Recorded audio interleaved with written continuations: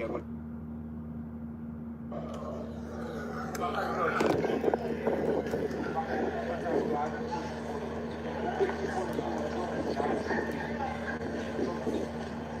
back with you here live, but I'm coming to you this time from the Sapphire Primary School. I am told that there was a situation developing here at the Sapphire Primary School.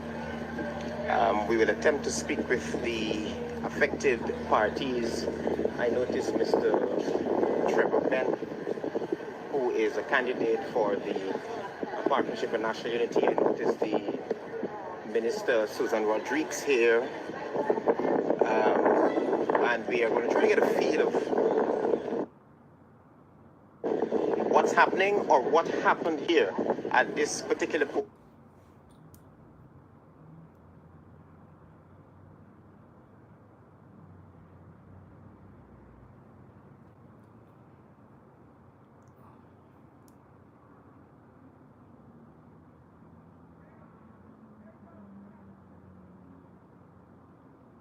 station. It is almost 20 minutes towards the close of poll here in Georgetown, Guyana. For those of you who are joining us from wherever you are, let me just give a little bit hold for the Guyana Standard. Mr. Ben. Hello, Mr. Ben. What are your reports about what happened here? So this morning we arrived here. The agents from the APNU arrived, all 14 agents, and they were seated.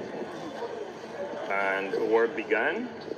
In that time, an information booth was set up by GECOM, and persons who came to vote approached the booth for assistance to find the location where to vote, and apparently they were receiving inaccurate information from the GECOM information booth.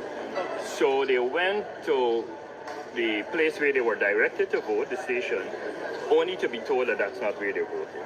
In some cases, people were told that the name was not on the list.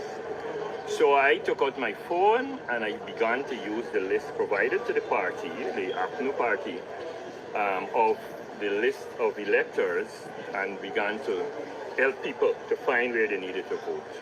We were successful, but it became overwhelming. So I invited a colleague to come over with her laptop and to set up to help people. And she was doing that all morning.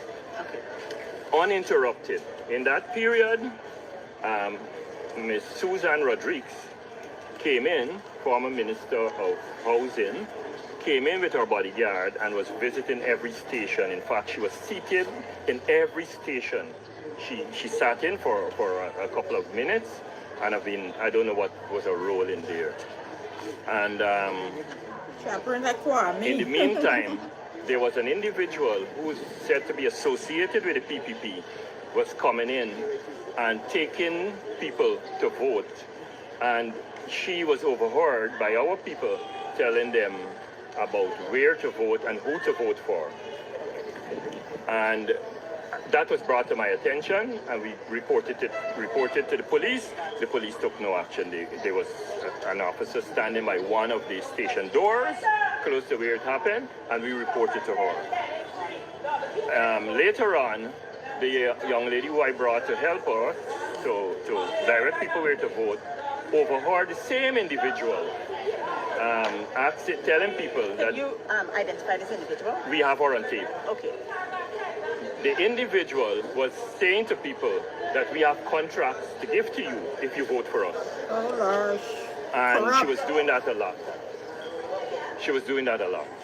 So we accosted her and told the police. And the police, at that point, came and took action and have her removed, and had the young lady that was working for us removed as well. And the problem ceased for a little while. In the meantime, the young lady had been properly accredited as far as we were concerned, because she was a letter given to her as an agent to be around, because we had appointed extra agents to assist in the event that people have to leave to go to bathroom breaks or meals or whatever. And so she was assisting in that regard, and they came back. And each time former Minister Rodriguez came, there was a commotion because these people were there, they were constantly with her, and before and during our departure, they were here. And that was the essence of the problem. Okay, during when the problem arrived, did you notice any observers, local or foreign observers? It was reported to the OAS observer team who was here at one point, and it was reported to them. In your duty in helping your supporters to find exactly where they would be voting, did you comply with the law by staying far away from the polling station? Well, they had said to us that we were too close, and we decided to move. We decided to move on that score. And in fact, at the end, I decided that the young lady should leave the compound. So we agreed for that to happen. My issue is the minister, or the former minister, continues to be here with our bodyguards who are not accredited, and many people associated with the PPP, being here all afternoon, all morning, not accredited, and the police are doing nothing to them. But each time the minister raises an alarm, they come to us. Two things I want to clarify. The video that you said you have, could you play that recording for us? Or it's not here? It's not with me right now. Okay, and the second thing, we were told, the media was told that APNU agents were greeting people at the gate and that's not true. Where to vote? That's not true. It is on the other side. The PPP was doing that, not us. We had a lady. So you didn't frustrate anyone? No. And in fact, if you speak to the people who were here, and some of them, this observer here was here, and he can testify. The people were saying, some people got frustrated. That's why we intervened to stop them from leaving, because we couldn't allow people to leave. Okay. Apart from that, what were some of the issues as an accredited party agent? What were some of the major hiccups that you have found today that would play right into GECOM's fault? Most importantly, people did not have an understanding of where to vote. There were no lists at most of the stations. So they had to depend on the information booth to find where they were going. And the GECOM information booth was not helpful. The other problem was that, and the party leader came here and found that the booth was not properly placed so that all concerned could see the voters. Okay, I'm going to let you go now because I understand that you have to attend to another issue. Yeah. We're going to speak to Suzanne. We can try. I don't know if she was speaking. Okay, I'm going to approach Minister Suzanne Rodriguez. I'm not sure if she's going to want to speak to us, but we're going to make an attempt to speak to her. Minister Rodriguez, I'm live. We're live. Ghana is live. Had some allegations made just now against you by Mr. Trevor Penn that you two are frustrating the process. Could you give us an example or tell us exactly what happened here this morning or a few months ago, whatever it is with the voters? I'm not frustrating the process here. I came to the Sophia Primary School, and upon entering, we were greeted by an APNU representative along with a team of people In the compound? In the compound, and I have video evidence of that. And they are greeting the electors as they're coming in and directing them where to go. I received a complaint that voters of Indian descent are being frustrated and they're being sent all over the place. I came here and in the nick of time. So a person of Indian descent coming down the stairs, she was frustrated, so she don't know where she has to go. There is a GECOM tent in the middle of all of the polling stations. Right. Very visible from where we are here. Yes. But the APNU agent and a team of people were intercepting them. So the people could not go to GECOM directly to find out which polling station they have to go to. In Sophia Primary School, we have 12 polling stations. So it can get confusing. But it is GECOM's job to direct people where to vote. And APNU was greeting people at the entrance. That is unlawful. If you are a street captain, you can be outside of the polling place and you have to be 200 yards away. We have no issue with them going outside and doing that. But they were in the compound at the entrance, so you can't avoid them. They're the first people that are greeting you. This morning, the police put them outside because the person who was using the computer had no accreditation. She had a letter as a polling agent. Polling agents are supposed to be in the polling station. She was in the polling place at the entrance with a computer directing her. So we raised an objection. The police evicted everybody. I left, I went about my business. When I came back, the same thing was happening. At the end of it all, did your supporters per se get a chance to vote? Well, I don't know how many people were turned away when we were not here. Before, right. And I don't know who is a supporter and who is not a supporter. That's not the point. The point is that is GECOM's job. When people come to the polling place, they have to be greeted by GECOM staff. And there's a tent there, it's very visible, and they will direct you where to go. It is not the APNU's job to tell you where to go. Mr. Ben said that they have video evidence of what he's claiming. Do you have, he didn't provide us with. What is he claiming? I don't know what he's claiming. He is claiming that PPP agents are greeting people and offering them contracts if they vote for PPP. Do you have any footage or anything showing what the APNU people were doing? Any photographs? Yes, I said that before. Or did you personally? I'm going to send it to the media. Okay. I'm going to send it to the Or media. did you He personally? should provide evidence of people offering people contracts. Because I don't know anything about that. Well, let him provide that. Okay, so that answers my question. I was going to ask if you personally offered anyone contracts. Not me, personally. I don't know what he's talking about. And I reject that. Thank you. I'm sorry, who are you, sir? Young. Okay, If he said to offer somebody, he would have said that to you. So the fact that he didn't say that, he shouldn't have made it. No. His concerns about your bodyguards not being accredited. And It's the police. Thank you. And I have a badge. None of the people who were in here had any accreditation to be here. Thank you, Miss. So that's the angle from Minister Susan Rodriguez. She's giving her side of the story of what's happening here. I think the issue basically has to do with party agents, candidates being too close to the polling station, helping persons who could not find where they have to vote. 10 minutes to the 6 o'clock hour, and it's coming down to the close of play. I must tell you that this is a fire primary. There's a heavy police presence here at this Sapphire Primary. We're going to continue to bring you updates throughout the night as the situations, if any at all, unfold. So this is HGP Nightly News. We're coming to you live from the Sapphire Primary School. We will be with you back soon again, if anything at all unfolds.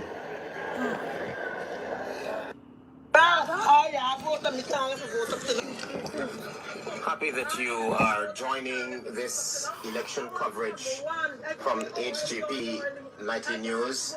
We are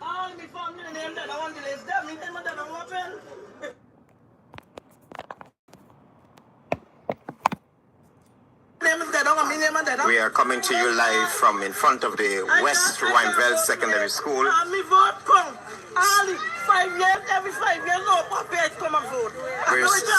Where some voters are complaining that they have checked the polling station online. You don't understand what's happening, mommy? Yes. I go say I would number one of said there. I go to the polling station. My name and that tell me go. So I go back. My name and I want to know why. My sister, me church, everybody don't vote and I can't ever vote. My name and that down. Why me dead mother, me dead sister name that on me name call that down. Me vote come. I got vote today, cause I ain't moving. Did you check the list that's printed on the wall? The list. No name on the down. I want to know why. And your entire family voted here? Yes, already. So here's the funny thing. Based on the information you gave me, I checked for your polling station online, and I see that it is here, the West Rhineville Secondary School. How do you feel about that? I feel real bad because as a girl, I like vote, and I got me vote count, and I want to vote. I'm moving from here. Today I got vote. I can't throw me name on the down. And you see, That's some scampness in between. I want to know that. you see that we've checked the list, and your polling station is listed here. Over and over the check. My name on the down. All of me change on voices to everybody. And my name can't find. So let me ask something. When you presented your ID card to the polling agent, what did they say to you? They say about finding my name. My name is not on the list. And your entire family voted? And my entire family vote already. Every time till I start to vote, I voting all the time. And I want to know how this happened this time, eh? All right. They go just get me pushing around all the time. I was number one. I hope to now I can't vote.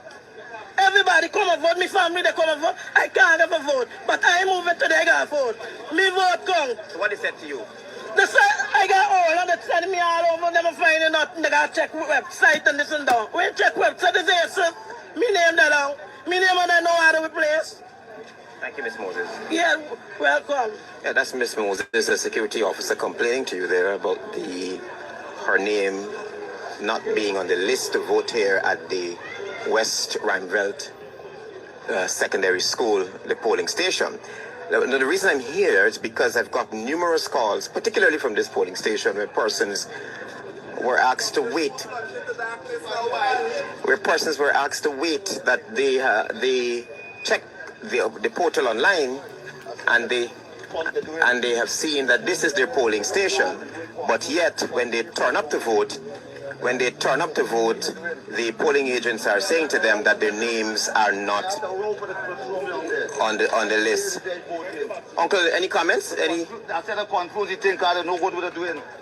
But I can't get past. I got to come out more. You had to argue to get your name on the list? Find my name. Yeah. Yeah, since I start voting, is here coming out. Confuse the whole fucking... Nah, don't cause. No, that's then cost of discussing.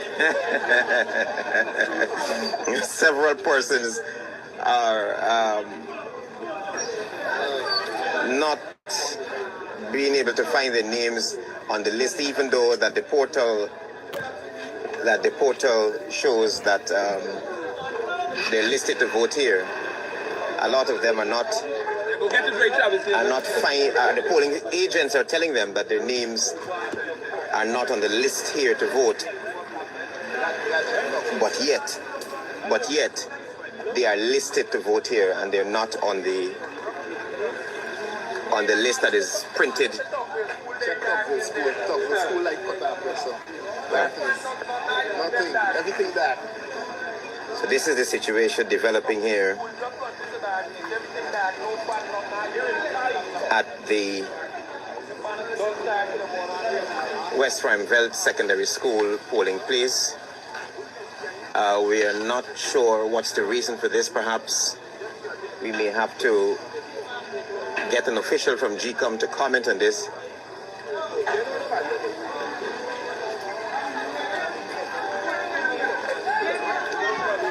We have some other people who have been asked to wait in a corner by GECOM officials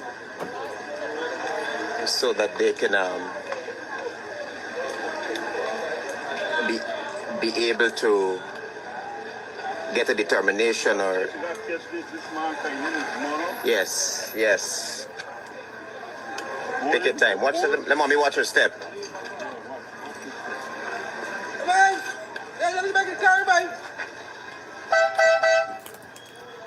I'm looking for the other people who can't get a chance to vote as yet. The other persons who can't get a chance to vote. Can you recognize them? No. Yeah, I can't go in the polling station on video. I have to stay outside.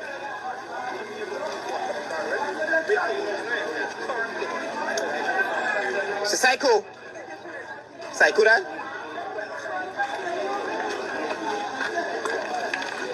Psycho? See if I can get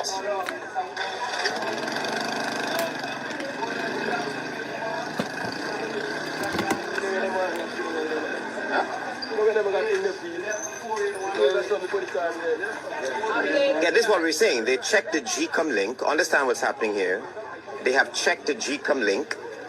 The GECOM link have stated that this West Rheinveld Secondary School is their polling station. But when they come here, the agents of GECOM, the staff of GECOM are saying to them that they cannot find their names on the list. And that has angered some people. That is the problem. It's not a matter of checking the link or not checking the link. They checked the link. In fact, when I pulled up here before I went live, I checked the link for some people based on the information they provided. It showed as well that the West Rheinveld Secondary School is their polling station. Yes, morning. But inside they're being told that their names are not on the list or their names cannot be found on the list. So it must be some technical error that has to be corrected. So I'm bringing this live. I'm getting reports from all over. Blackout at some polling stations. The same incident happened at some polling stations. We'll have to check those out. But remember, this is not Travis Chase or HGP Nightly News saying this. The people are saying this. And they have, you heard from the woman, Miss Moses, that she's been asked to wait by GECOM because she checked the polling, the portal online, and it shows that this is her polling station. But when she got here, they're saying her name is not on the list or her name cannot be found. So what you're seeing there,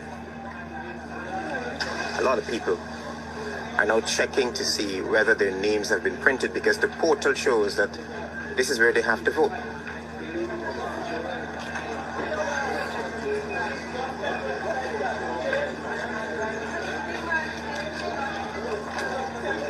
I see a candidate for the Partnership for National Unity, Psycho Andrews, he might be responsible for the district. I'm not sure, but I'm going to try to get a comment from him before I end this broadcast and head to another location.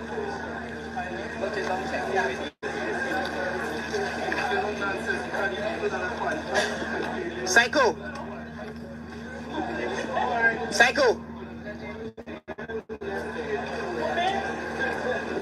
Yeah, thank you. Mr. Psycho, I'm live. I must let you know that. Pardon? I'm live. I must let you know that, right. There have been some complaints from some people. Yes. So help me to understand what's happening. What's happening is that whoever labeled the information out at the polling station labeled it incorrectly. Like we just had to get someone to change it. So the persons whose name, like for instance, there's a man by the name of Mr. Daniel Poole. He's 481H, but H is supposed to be A to Y. Mm-hmm. Instead, it is marked A to J. So he's of the assumption that his name is not on the list because it only covers up to J. Right. When in truth it's supposed to cover all the way to Y. Right. So that's where the confusion is coming. So how are we sorting this out? Well, I'm ensuring that whoever's in charge, at this point I don't care who it is, they're going to take a mark and they're going to have it rectified. And so far so good, we've been able to get it rectified to an extent. To an extent? Yeah, we just have to wait and see what else comes up. Thank you. But that's the biggest issue, and the site is crashed.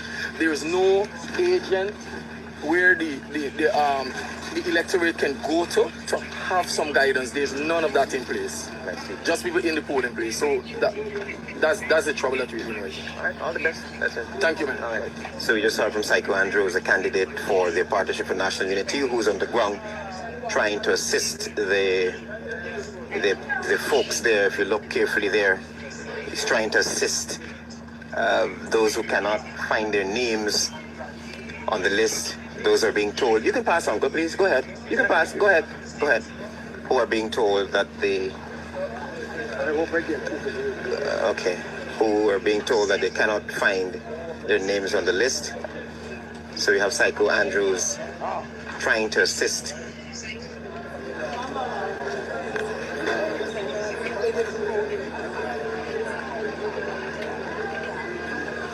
So I'll keep you abreast, I'll keep you informed as I move from polling station to polling station in Georgetown, East Bank, East Coast. I'm not teleporting, but I'm just going to get there just in time once the calls are legitimate and so on.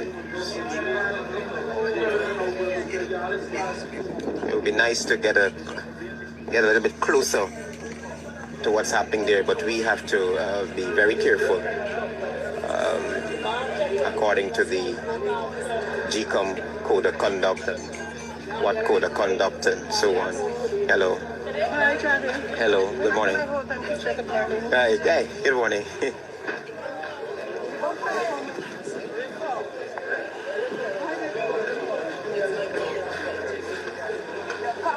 So you have some curious electors, some of whom can't yet find their names, going through the list to see if they find.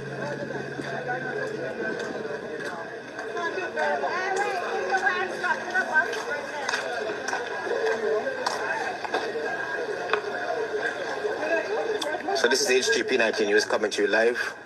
We will continue to bring you updates.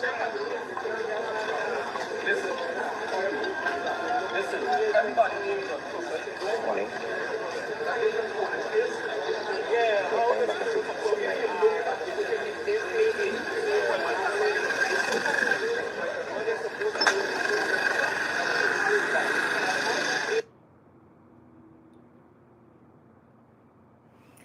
Okay, we just keeping, you know, keeping up with the guys. So they had an incident happen. We see what's going on with this. Who's we? Who's we? Who's we? No. So that's what's going on. So we keeping up. Yeah, we see. I went to sleep. I had to take a couple hours sleep. You know, I had to take a couple hours sleep.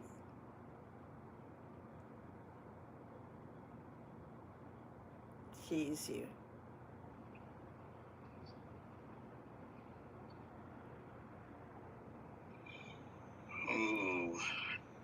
Every hero, this is a win supporter. Every hero, this. So you the one you said you sent in the information to Melly Mel, right?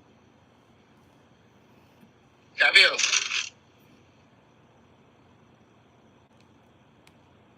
No, I want to use this phone because I got a phone.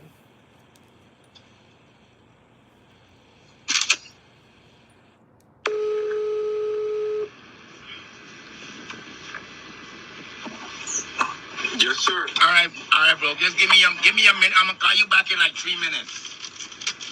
I just want to make sure the connect is established. I'm gonna call you back in 3 minutes. Good. All right, cool. All right, guys. The person that contacted Melissa and sent in that the ID card and the other stuff to her has been in contact with me all morning, but I know that Melissa has a larger platform than I do, so I asked him to send it in to her so that she can put it out there. All right, so what the People's Progressive Party and their agents has been doing, they've been calling people and asking them if they vote to either go vote for the PPP or to go back and vote again. There's some kind of liquid that they have that they're giving to people to clean their fingers and to go back and vote using other people's identification. So what I'm going to do is, pardon me, I had to drink some Chardonnay before I continue. So what I'm going to do is I got to turn around here. This is too much traffic. I'm going to bring this gentleman on the line now, and he is going to explain to you guys exactly how the PPP scam is working. So just give me 1 second. You working on labor there, you must be making time and a half, Scott. So just give me 1 minute here. Let me get this gentleman online, and he's going to explain to you guys how this how this People's Progressive Party and I want to believe that James Bond, and as a matter of fact, not that I want to believe, I know for a fact that James Bond has a hand in this nonsense. So let's give him a call right now. Let's give this young man a call. He is very familiar with James Bond and his antics. He knows everything, all the plays in James Bond's playbook. He knows. So let's give him a call right now. Let's get him on here so you guys can hear exactly what's going on.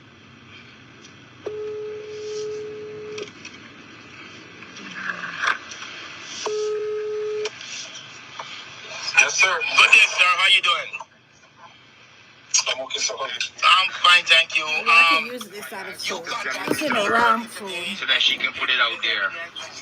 All right. So what the People's Progressive Party and their agents has been doing, they've been calling people and asking them if they vote to either go vote for the PPP or to go back and vote again. There's some kind of liquid that they have that they're giving to people to clean their fingers and to go back and vote using other people's identification. So what I'm going to do is, pardon me, I had to drink some Chardonnay before I continue. So what I'm going to do is I got to turn around here. This is too much traffic. I'm going to bring this gentleman on the line now, and he is going to explain to you guys exactly how the PPP scam is working. So just give me 1 second. You working on Labor Day, you must be making time and a half, Scott. So just give me 1 minute here. Let me get this gentleman online, and he's going to explain to you guys how this People's Progressive Party and I want to believe that James Bond, and as a matter of fact, not that I want to believe, I know for a fact that James Bond has a hand in this nonsense. So let's give him a call right now. Let's give this young man a call. Hey guys, I know this already happened, but because I was sleeping, I just want us to keep up to date because polls are closed and they're counting right now. But just let me watch around and see, what was going on during the time I was sleeping. Yes, sir. Good day, sir. How you doing? I'm okay, sir. I'm fine, thank you. You contacted me earlier today, and you gave me the evidence that was sent to Melissa Melly about the fake ID cards. Can you expand on that, please? Okay, the ID cards that you're using are colored. The original ID cards has more color, and the ID cards that the people are distributing are more discolored. I mean, the color is off by probably 75%. It's very light. They're using that. A few people have their cards up the East Coast and over the West. So my reckon is that up East Coast, they're probably distributing those cards right now. I know for a fact that they're mobilizing persons right now as to have a been position near the rush. Persons are tired. Police are tired because police woke up and said some at 4, some at 3, some at 5 to reach to the destination to put in duties. So they want the country to support agents of your representatives. So ID cards, as I'm talking to you right now, I'm 150% sure that ID cards are distributed as I speak to you at a particular residence of the East Coast. So let me repeat what you said for my listeners. You have proof that they're distributing ID cards right now to people to go to vote right before the polls close. Am I correct? Yes, sir. That is what they're doing. Yes, sir. And do you think, and it's your belief that Mr. James Bond has something to do with this? Of course. Look, every elections, everybody has an escape route to do the hypocrisy. We know for a period of time it was Kwame. Now, James Bond is the forefront. He has to take the risk. He has to show his loyalty to the party.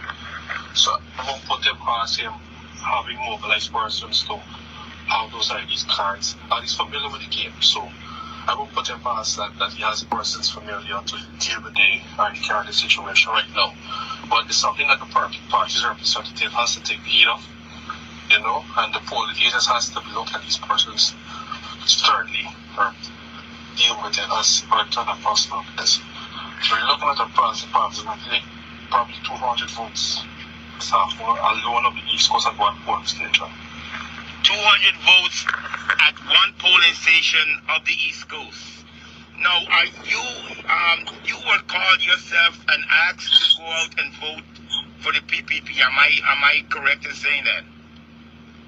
Yeah, I was given a call for a representative of mine to vote twice or thrice. I was given a call to once to this afternoon. He said, "Are you free?" I said, "No, I'm not free." He asked me, he said, "I need you to come to the East Coast and vote at least 3 times." Wait a second. Let me get it straight. He asked you to come up the East Coast and vote 3 times for the PPP. Yes, sir. And you were sure about this.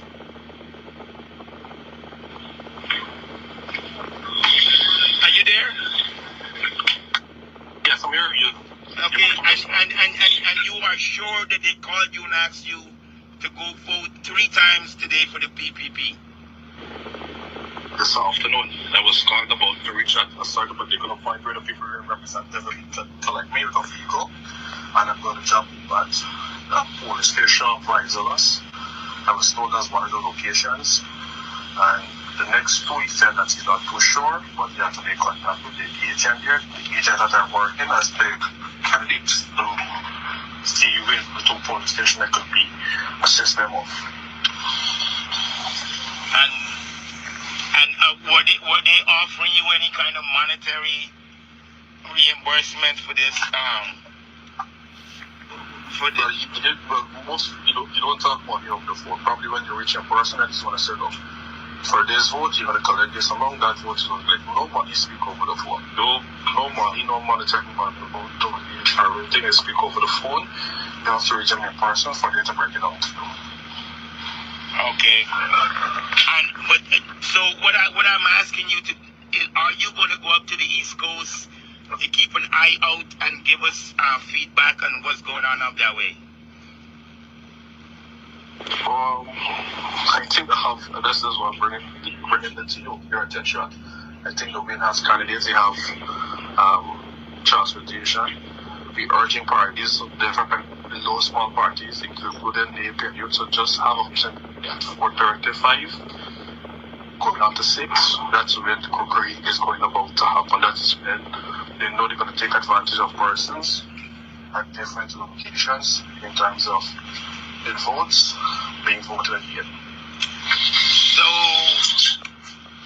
let me get it straight again. So you're thinking it's going to be sometime between 5 and 6 that they will unleash? 4:30 to 6. Between 4:30 to 6. So all of you folks out there, if you're working, if you have friends that are involved with the parties, please let them be aware of what's going on. I'm going to contact my people right now and let them to be aware that on the East Coast, the PPP are going to they're going to commit fraud at the ballot box by having numerous people vote with ID cards that don't belong to them, with ID cards that are fake, and they're going to have them go and vote a couple of times. Am I correct? Yes, sir. Okay, thank you very much, Mr. Caller. I'll be getting back to you. I'm gonna pass this along to the relevant authorities right now. So we have to have our people on the East Coast, especially in the Vreezelas area, to be very vigilant of the possibility that these clowns are going to be trying something. Caller, thank you very much. I'm going to spread the word right now. I'll be getting back to you. So there you got it. There you have it, guys. There you have it. This is the young man that sent in the information to Melly Mel earlier today, the ID card, and that we would have been that would have been spread all over social media. This is the young man. So this is the young man that has been feeding me information all along throughout the electoral process, and I have found him to be very credible. He has not lied to me in any way, shape, or form throughout this whole experience. So I find him to be very credible. So I just want the Guyanese people to know that's what they're doing. They're paying people to go out and vote a few times, and they're also using fake ID cards to have people vote. So there you go. I'm gonna go inform my people now and have them to be vigilant of this nonsense that's going on. Thanks again, guys. I am out of here. Okay, guys, let's keep up with what went on for the day. So we're keeping up.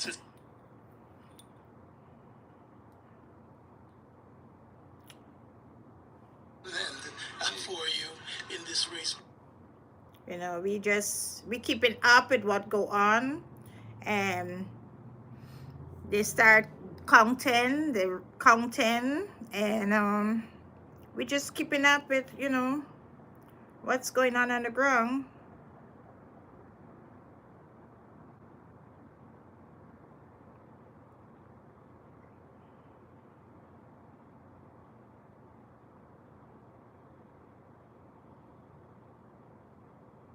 So let us see where any more updates. So listen, I was tired, so I slept through, you know, and I hear they had some kind of conflict between Aubrey Norton, the opposition leader, and some former minister, and you know, I'm looking for that. So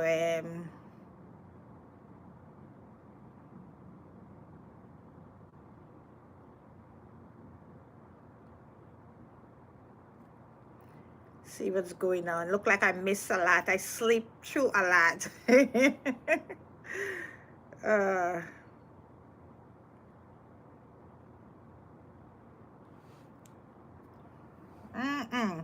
The results are tabulating, and win is look like it's winning. Listen,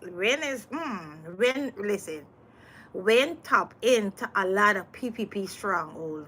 You know, top in.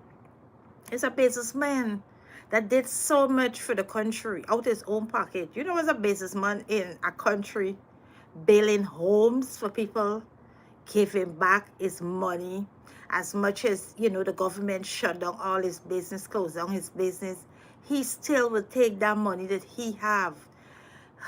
Isn't that God? God is working. Take that money that he have and pour it in back to the people. That's you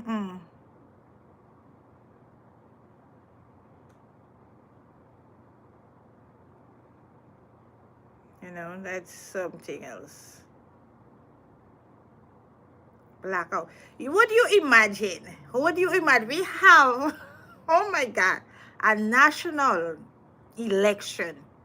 Listen, a national election in our country. And here you have it. Blackout.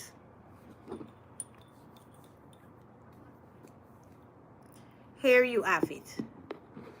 Blackout. Blackout. Whilst they counting vote, blackout. This is a rich country that collect millions of US dollars a day. You hear what I said? Not a week, not a month, a day. Come on, guys. Come on. That's Guyana. All the wealth. They gotta count ballots in blackouts. It's crazy, man.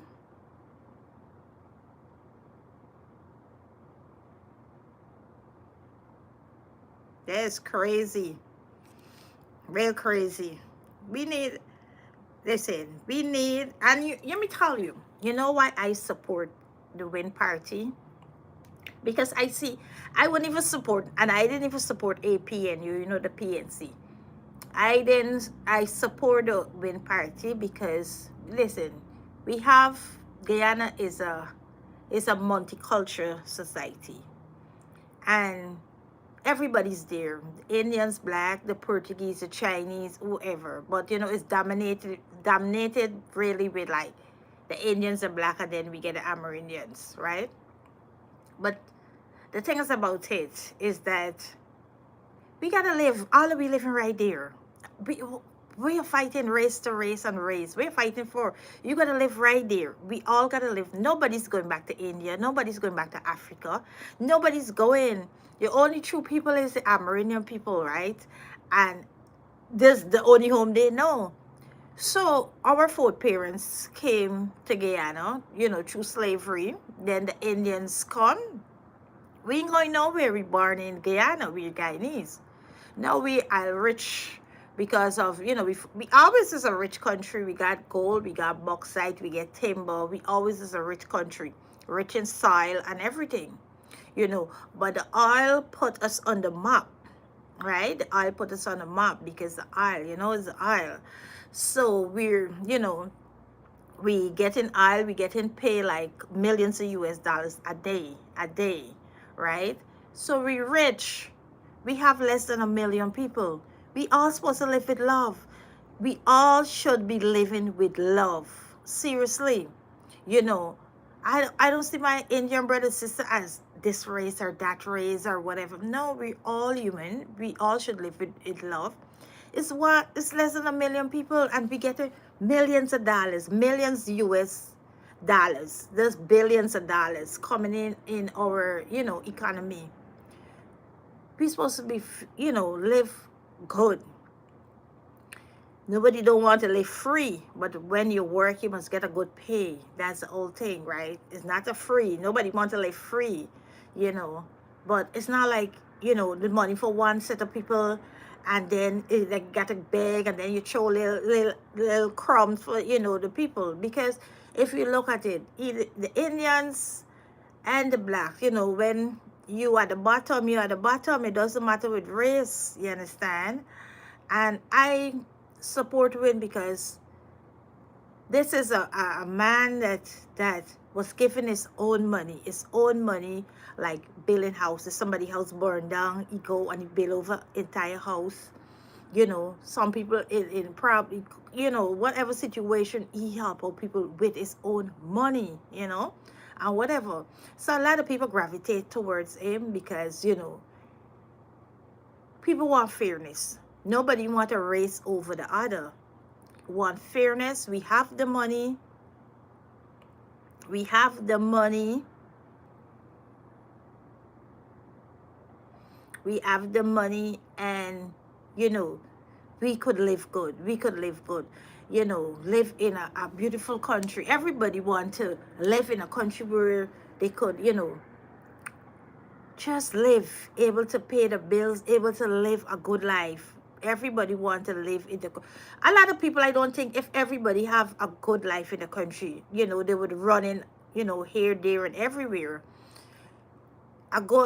Everybody want to live a good life. Now in Guyana, we are blessed. When I tell you we are blessed, we are blessed. You know, we get little crimes here and there or whatever, but not a big crime, you know.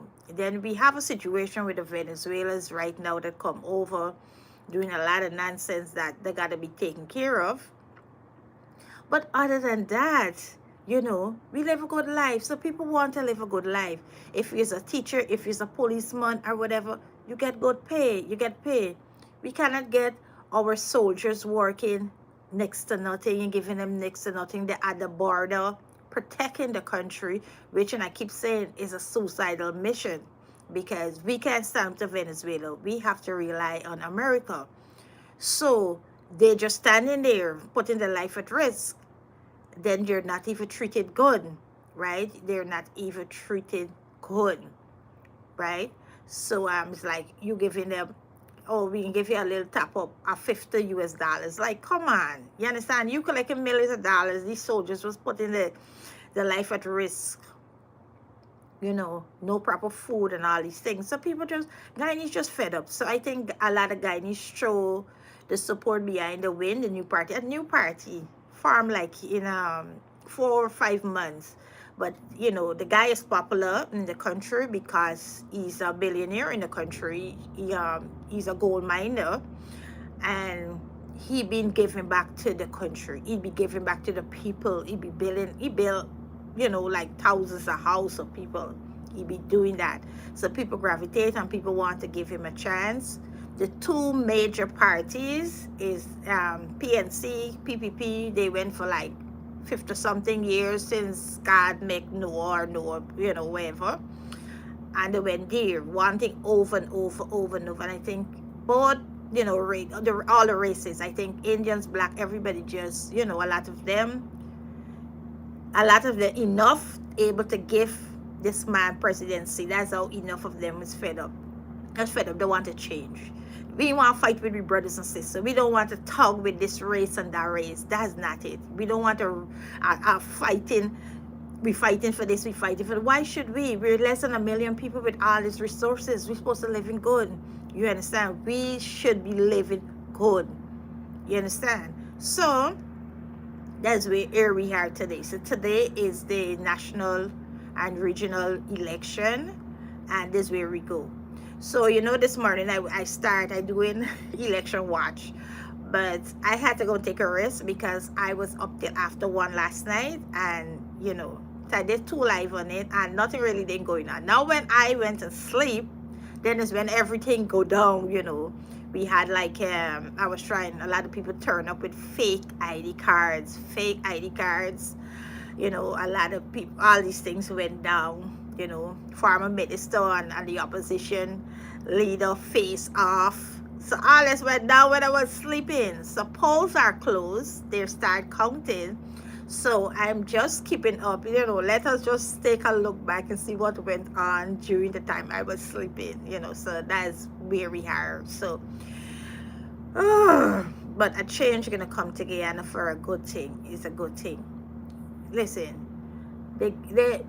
when I tell you, Muhammad is an Indian man, and among the black people support him. That for sure is not about race. It's not about race.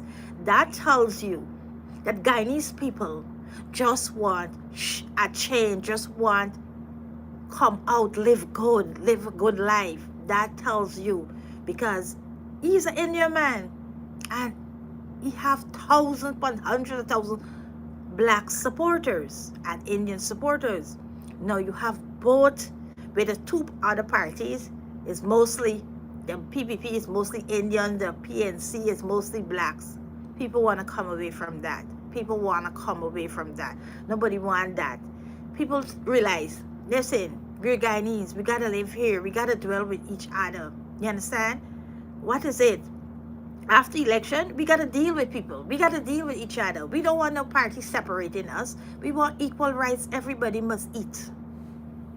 Everybody must eat. Everybody must come at the table. Don't matter what race you are, what religion, what culture. You're Guyanese, you should eat. You understand? You should be at the table. Able. You qualify for a job, you must get a job. Now that you gotta know somebody. You study, you get a qualification, you must able to get a job. Now you gotta know somebody. You want a land, you must able to get a land. Now that you gotta know somebody. You know, that's all Guyanese is asking for. That is all Guyanese is asking for. That we qualify for a land. Let us get a land. You know how much people got money in the pocket and still can't get a land? Money in the pocket and still can't get a land. Certificate, qualify, and still can't get a job. You understand? We don't want that. That is all. We don't want nothing but race, pulling here, pulling there. No. Them thing, we can't go back to that. You go back on this race thing and this race where it'll make sense. At the end of the day, we all living. You understand? We all gotta live in the land. So what you gonna do? So as I always say, when a nation cries, God answer. And trust me, it mightn't be in our time, but it's always be in God's time. And God did, I think for me, God did that. God did that. So let's see what more. What's what's going on here. Let me see. Anything?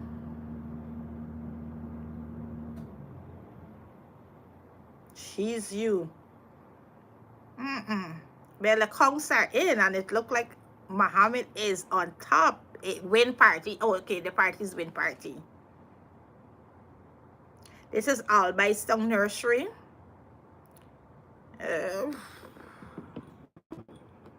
So they start tabulating already.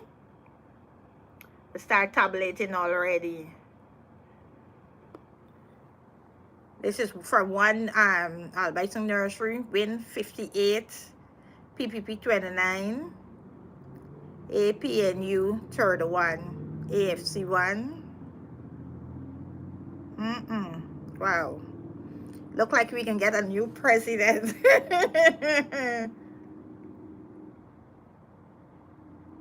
Lush.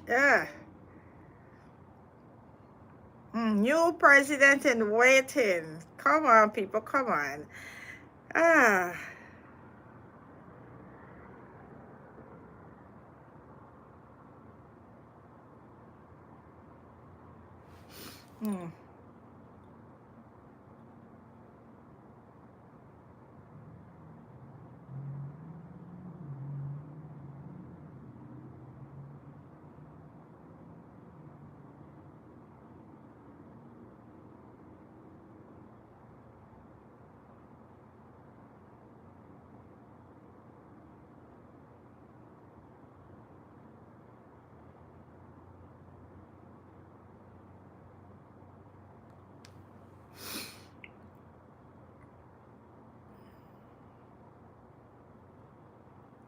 Yes, so that's it. So it looked like Win is gonna let's brace ourselves. It looked like Win, Azadin Mohammed, gonna take the presidency.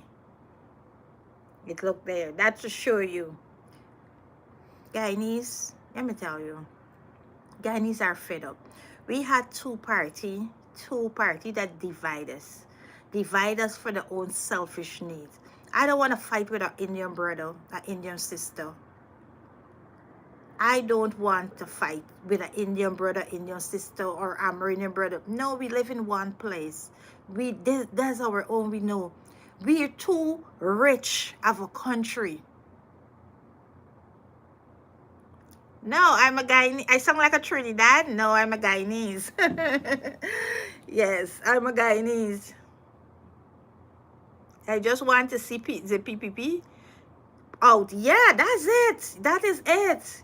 That is it. We just want, listen, we don't want, we in Guyana, we love Indian people. Indian people love it. We are cultured people, right? We cultured people. We don't want, nobody want to live fighting with another race. For what? For what? For what reason? It not putting us nowhere. It's not benefiting us. We don't want a party. We don't want a party dividing the people. We don't want that. We don't want no party dividing the people. I don't want no party dividing the people, right? My kids, my children is half Indian, half black. Half Indian, half black. That is my children. I don't want nobody divide a country. The country have wealth. The country have enough wealth, you know, for us to live in peace, love, and harmony. We are supposed to get poor people.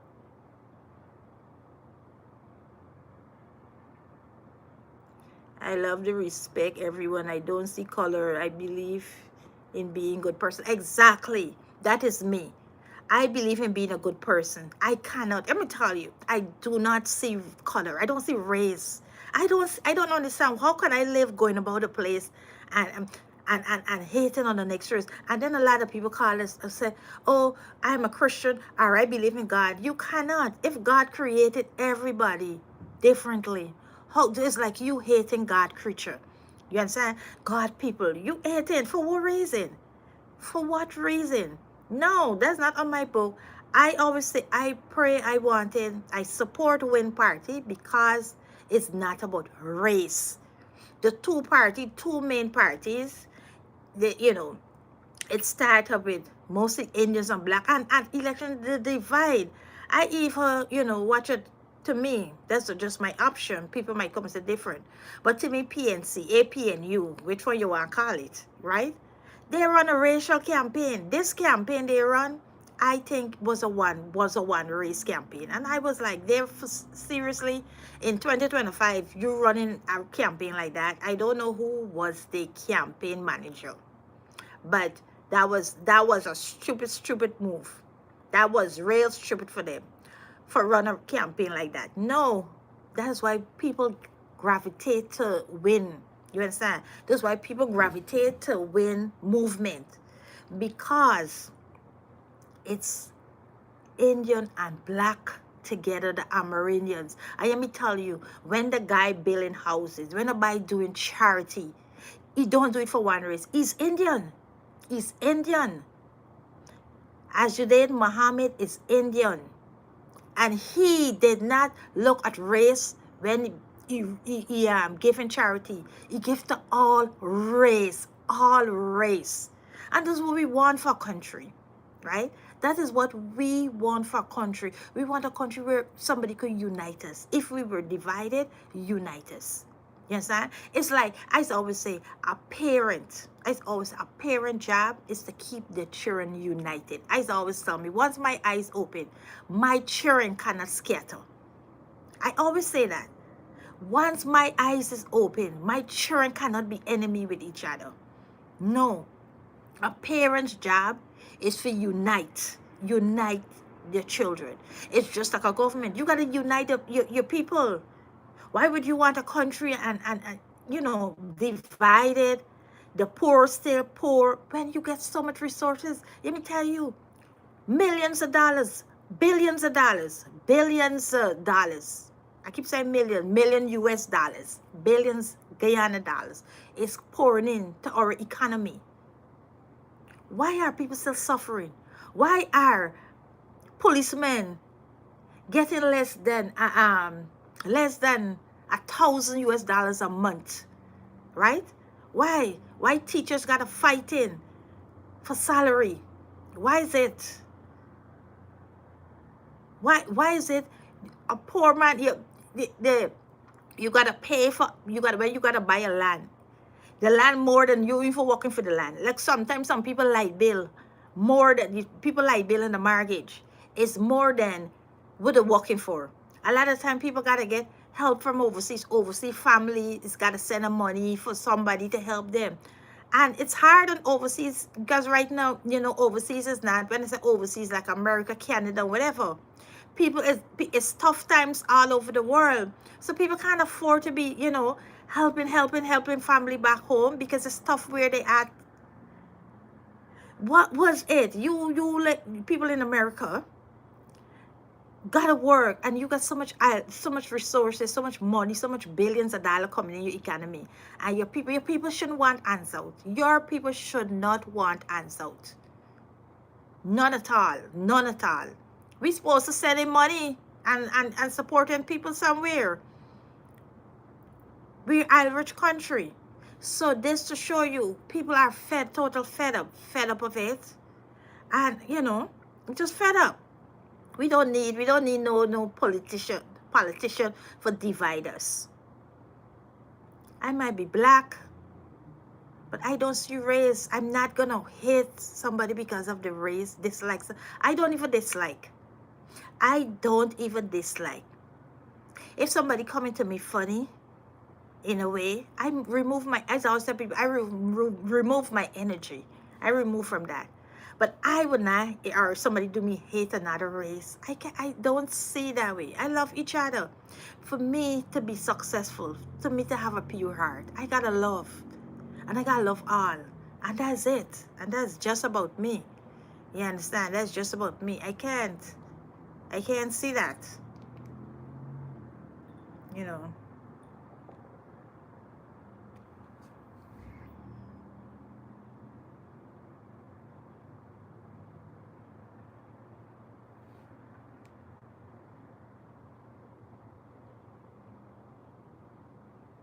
So that is what's going on.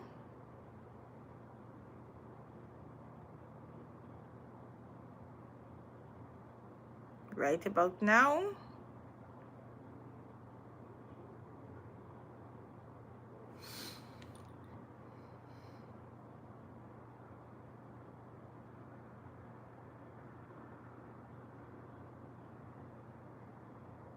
So, you know, we gotta come together as people.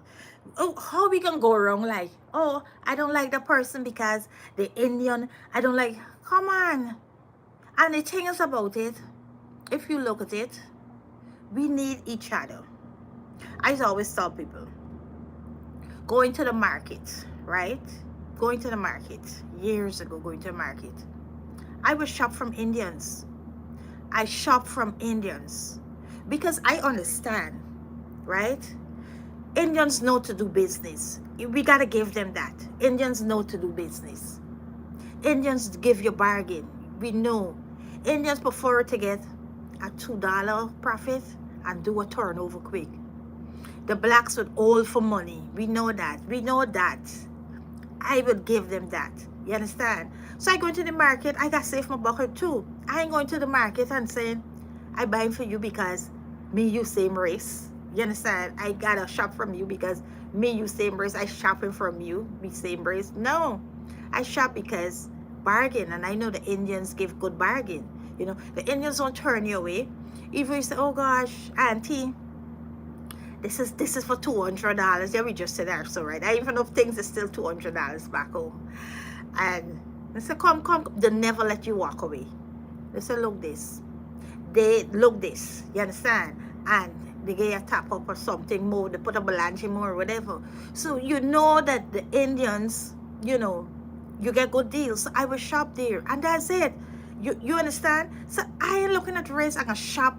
So we live with love. You go to the market, they show you love, you show them love.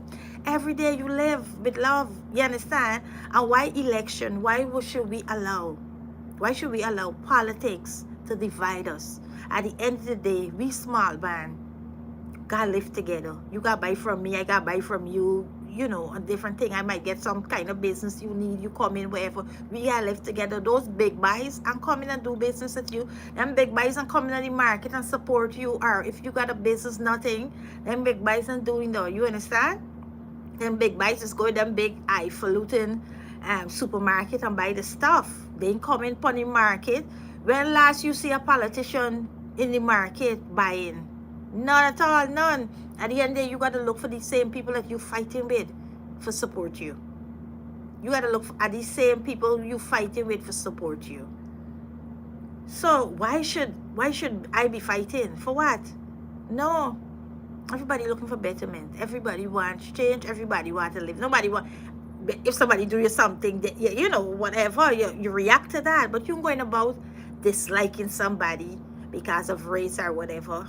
No, you know, we gotta understand. And if you look at it, as I said before, everybody have the purpose. Like it or not, business in my country, Guyana, I should say, I don't know, I only could talk for my Guyana. Business in Guyana, Indians master business. You understand? The blacks are the buyers. The blacks are the buyers. You understand? So we both need each other. I need you thing and you need me money. And that is it. So we gotta get some kind of relationship. We want no politician to come and divide us when none of them are coming to support you. You understand? Nobody coming to support you. You depend upon these people to come and shop. Your farm, you do your farming. You understand? Because right now most is the Indians doing the farming. When they do the farming, even they do the farming, wholesale, some of them gonna do wholesale. Even if the blacks selling at the market, guess what? It's mostly the Indians doing the farming. So the Indians still gotta come on wholesale for the black sell. So it's business between the blacks and the Indians. But you know, we get the Ambrans, so but they up in, you know, in the interior and mostly there or wherever. But you know, Georgia is populated and so on with between the Indians and black. So the business is between the Indians and black. The Indians and black. Every day you bring your goods, the blacks buy from you, you sell, you know, and whatever. It's between the Indians and black. You're doing business, you're doing exchange, you're doing money exchange, you're doing it. You understand? Why should we be fighting an enemy? You understand? Why should we be enemy? When you put in money in me pocket, I put in money in you pocket. You understand? What is it? At the end of the day, none of these fancy people, high top people, people in position, politician, nobody coming down to the market. Nobody's coming down to the market and buy from us. Buy from them. Nobody's coming down. It's the ordinary people supporting the ordinary people. We have to learn that. We got to understand that. It's the ordinary people supporting the ordinary people. That's it. So, you know, we got to learn that. Nobody is those big people and coming for support we can fight. So that's why Guyanese people realize, you know what? We need a change. We need a change from this old politics. Listen, people is wake up. People is wake up. You understand? Election time, they divided, the Indians divided black and the fighting and it is. But people wake up. And the next day, we have so much mixed marriages. Indians married in black, black married in Indians. So much. It's mixed up. How you still fighting race? We can't get a race war. I tell you, I got 6 children. 6 mixed children. Indian and black. My ex-husband is Indian. I am black. My children, there you see them? They could pass as Indian. You understand? So, what are we doing? So who I fighting with? At least not me. They can't get me. You understand? I'm about that. We gotta live. And let me tell you something. I remember time, right? I was in Barbados. When I was in Barbados, you see, it's only Guyana, you know. When I was in Barbados, I saw, you know, they had a conflict between Indian Guyanese and some Bajans. And this black Guyanese come between, said, no, this is me Guyanese man. You can't do that. He didn't watch it race. He didn't say these Bajans is black like me. This is an Indian man. He didn't watch that. You understand? You know who you watch at? Guyanese. Let me tell you something. When you go in those countries, you don't hear Indian and black. You say Guyanese. Everybody do protect Guyanese. That is it. So when it puzzled me to see a lot of different times, right? I see Guyanese. You don't see Indian. And the thing is that even the blacks in Barbados, when I was there, they don't watch it. You say, oh, me, you black alike. No, you're Guyanese. You're Guyanese, right? So Guyanese know when they're out of Guyana, they know they're Guyanese. That's it. We Guyanese. And they stand up for each other. They protect each other because they're Guyanese. You understand? And that's it. So now we back in Guyana. No minister, president, nobody in come in a shop. You get a little shop. You get a shop in your village, in your community. It's the community people gotta come. It's the blacks, it's the Indians, whoever gotta come and support your shop. Yes, sir. How I could get a business and I'm hating on the race and hating on the race because a politician. What gonna happen to me business? Nobody giving you hands out for nothing. So no. So Guyanese people, I could tell you, Guyanese people wake up. Guyanese people realize, no, we don't want a race war. We don't want a division. We want unity. We want to eat. We want to come to the table. All we eat. All we must able to get a contract. If we husband able to get a contract, we must get a contract. We gotta know somebody for get a contract. And then out of the contract money, we gotta pay how much money out of the contract for them for getting the contract for we and all them things. No, they don't want it. You qualify, you get paid properly. The paying Guyanese chicken feed money. No, you qualify, get paid properly. That's it. That's all Guyanese asking for. Guyanese asking for nothing more. We don't want to be divided. We want to work. Nobody's lazy. You know, Guyanese is hard-working people, but we want to get paid. Some people is want to know how Guyanese surviving on them little bit of money.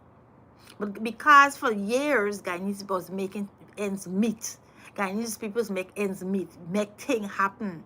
And because of that, I think, you know, the government just take advantage of that situation. Oh, they can get by, they can get by. So, at least in this poll, in this election, I think Guyanese make this statement. I think they talk. You know what they did? They talk with the votes. That's what they do. Talk with the vote.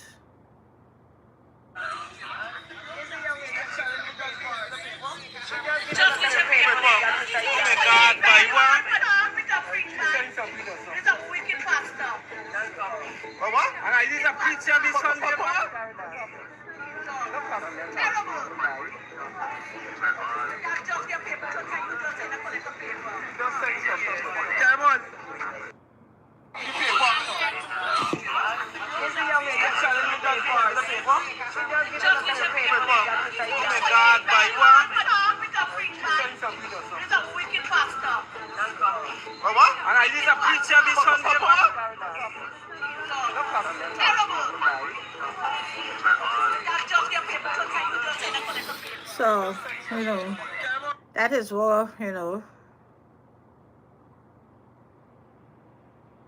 that is what's going on right now. That is what's going on. That is what's going on. Let me see what's going on here. They need to block off the street. This is what they need to do. And stop by the street so forth.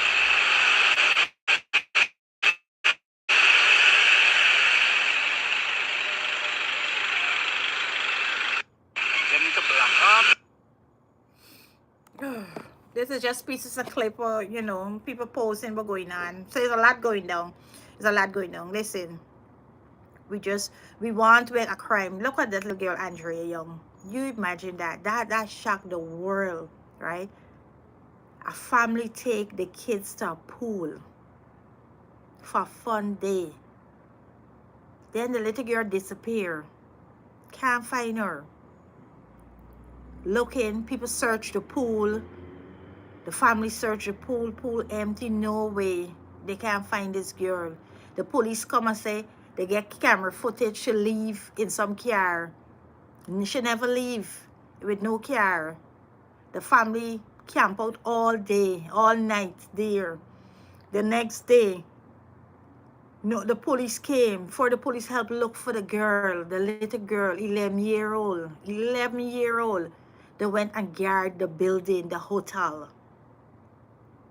Right? All day the search. And the end of the day, the next day, you know what? They dashed her body in the pool. She wasn't in the pool. She appeared back in the pool. The pool that the people search, drone, all kind of things. See, the pool was empty. And we get justice. So you imagine that. That's all people want. Justice. That's what people asking. You do the crime, you do the time. Let us get justice. You can't get, so that mean when you have money, you understand, you could get away with anything. You could even, you know, unaliving somebody. You could get away with. And that's crazy.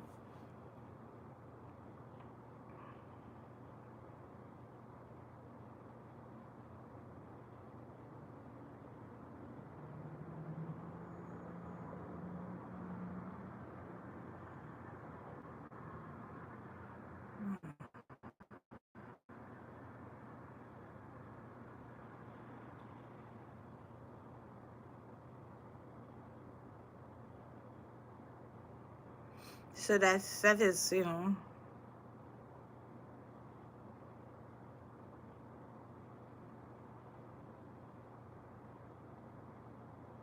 Now you tell me, why in an oil-rich country, right? Look at this. In an oil-rich country where we getting millions of US dollars every day, why we gotta be counting vote like this? Why? Why we gotta be counting vote like this? Back in the days, you're putting thing, you're counting with paper. What nonsense is that?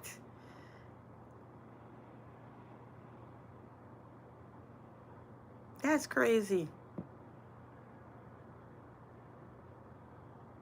Unless their assistance is specifically requested by the presiding officer, and we have published the multiple at polling stations to guard against any possible impersonation.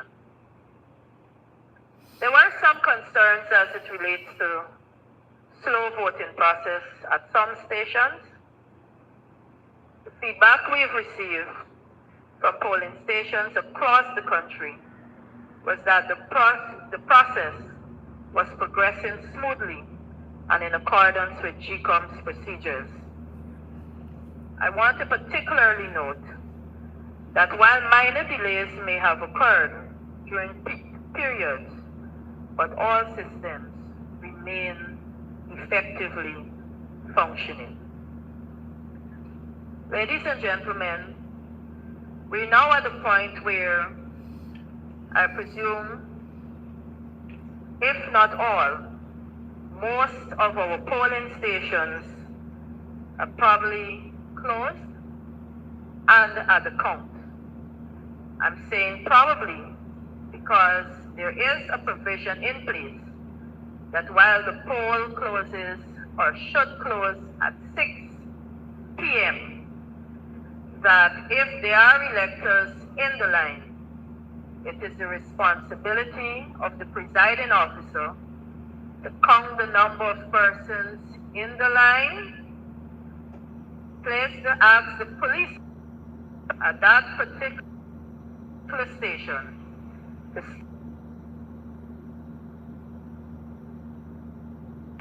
the last person and ensure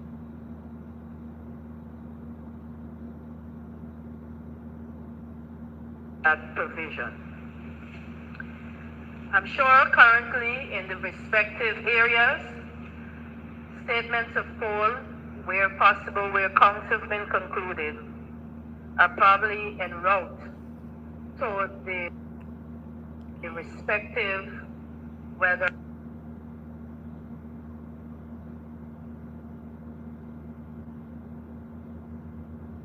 district. If you check on GECOM's website, that statements of poll gallery is already live. And so as those statements are delivered, you as well as the members of the public can access that gallery from the very comfort of their home and examine those statements of poll. This action is in accordance with the legal provision as amended by the Representation of the People Act, Act number 25 of 2022. Ladies and gentlemen, I pause here to say that throughout the day, generally from us at GECOM, barring the minor hiccups that we faced and adequately addressed, it has been a smooth day, and we look forward to the other operational procedures that will now take precedence in the next few hours. Ladies and gentlemen, I now invite you to ask any questions or raise any concerns you may have. And of course, I know you've been in the field all day and you may have a few for us here. I see many hands in this corner. Can somebody help us with a microphone, please?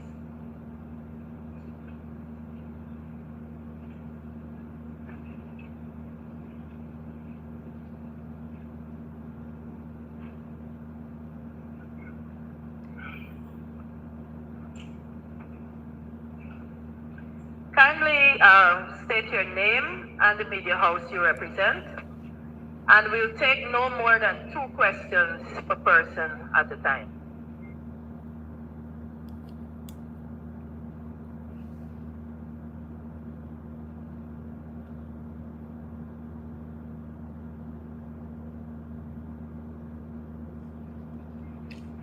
Thank you very much.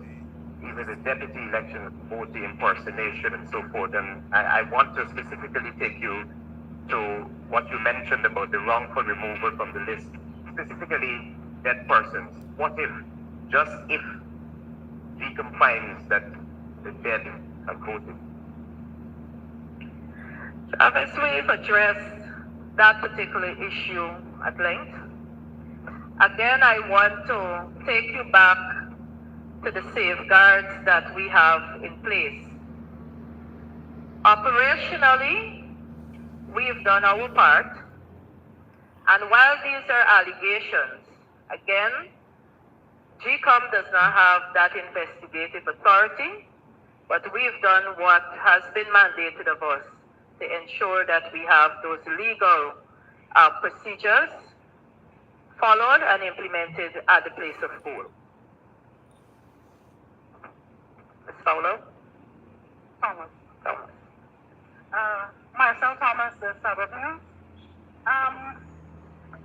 You spoke about the minor hiccups that GECOM had today, but I didn't hear address that the website had crashed, and this has been a problem throughout the day.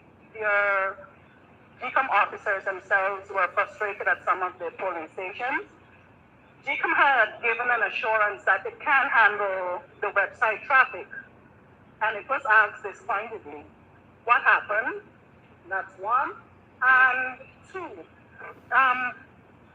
recommendations for the provision of services for disabled persons were made since 2020. Today we had complaints, and we saw firsthand some persons could not access polling places, some persons with disabilities. Again, what happened? That's my two questions. Thank you very much, Ms. Thomas. I will start with the latter, and of course, rightfully so, to really apologize to the members of the disability community. I'm very cognizant that this is an issue that we continue to face. But again, what we are required to do legally in the operationalization or the placement of electors to polling stations within their respective divisions and subdivisions. And so in such a case, it mandates that unfortunately sometimes members of the disability community may be placed at a polling station that unavoidably does not have provisions such as ramps for them to access. What we've done is to ensure that we ask presiding officers as much as possible to offer the kind of assistance necessary to help those persons to cast their ballot. In relation to your first question, I'm fully aware of the issue of the up and down period of the website, particularly the query tool for the Finding Your Polling Station app. While we've experienced those issues, I think that our IT team was working on that round the clock to ensure that they put the necessary fixes in place and ensure that the system was live, up and running within the shortest possible time. We have continuously, throughout the day, and even now that we have launched that SOP gallery portal on our website, continue to ensure that we reassess and continue to monitor that website closely to avoid any possible such occurrence during the course of the night. Scotland Marshall, news source. On the issue of power outages, we're seeing reports of power outages in various regions. Could you say how many polling stations have been affected by power outage and what are the implications for such? Marcel asked about disability, because I was going to ask that, but we also received reports today about missing ballots, the wrong ballots being sent to polling station. I think Montrose is about to be listed. Could you address that? Is that true or not? And if so, what would have led to that? All right, thank you very much for those questions, Svetlana. As it relates to the power outage situation, up to the time when I commenced this press briefing, I had not received such reports. However, what I can say is that we have put backup systems in place to address that. In addition to that, for the purpose of the count, we have provided all polling stations with solar lamps to facilitate that process. But in the cases where at the offices of the returning officers and supernumerary returning officers, there are backup systems in place to ensure that that upload and scanning process of those SOPs continue uninterrupted. I think your second question had to do with a mix-up of ballots at Montrose. I am not aware of the issue, but for me, once the ballot has not been issued and it has been recognized at the respective polling station, then I believe that it will not have any implication on the process.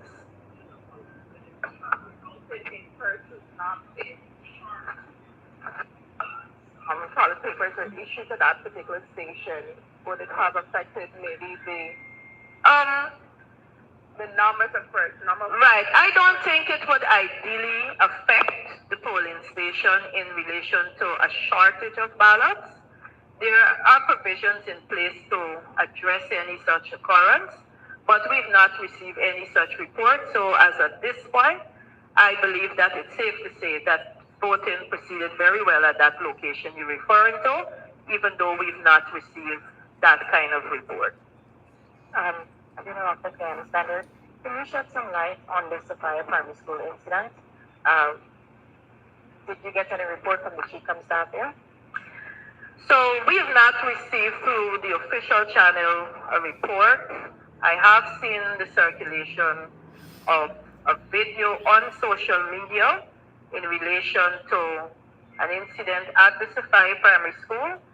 It is a matter that I will not want to address at this point in time without having all the facts in place.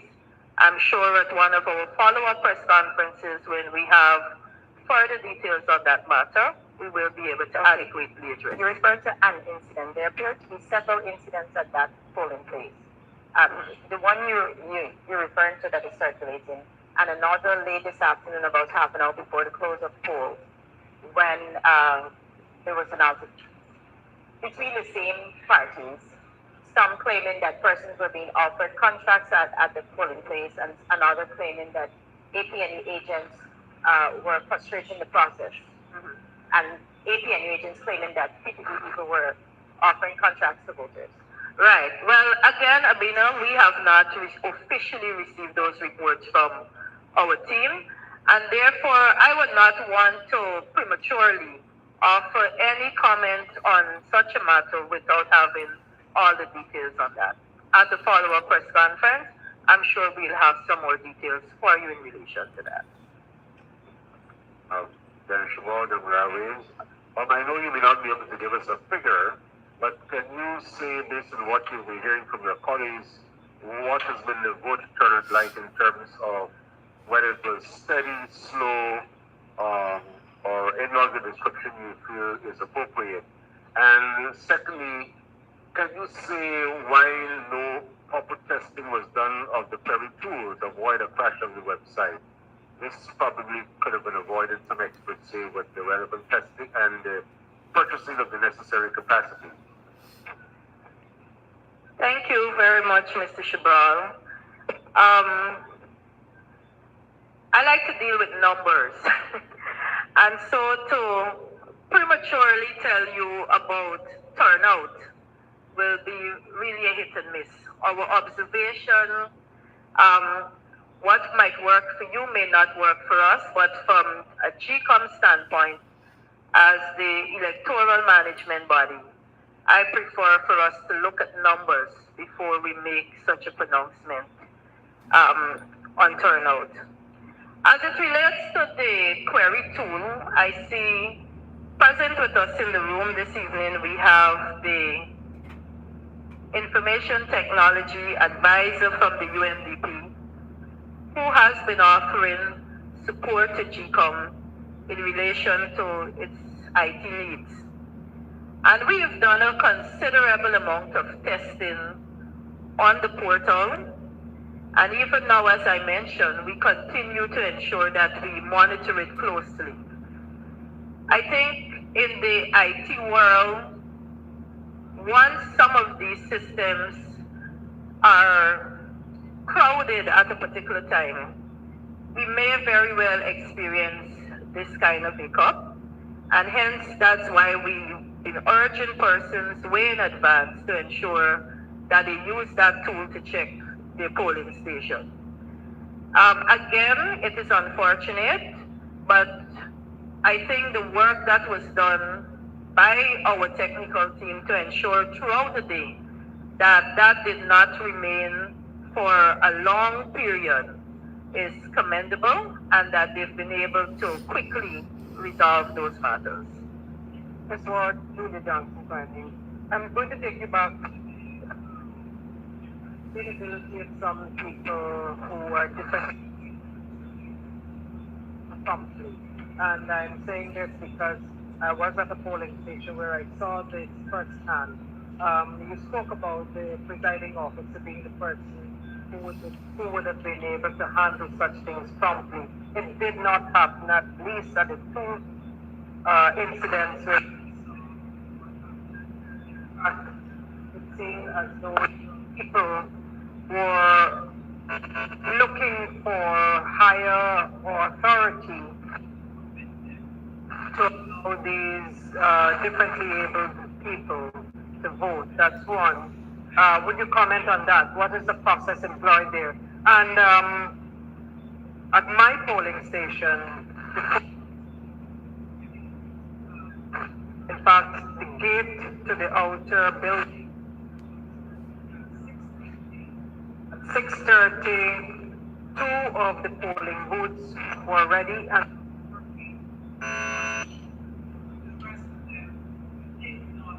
on time or day.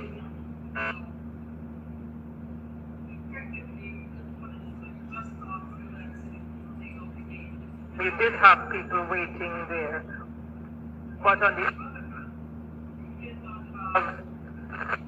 back, which I knew was in place for late opening, when poll stations open late, there is a time back that is given to the voters.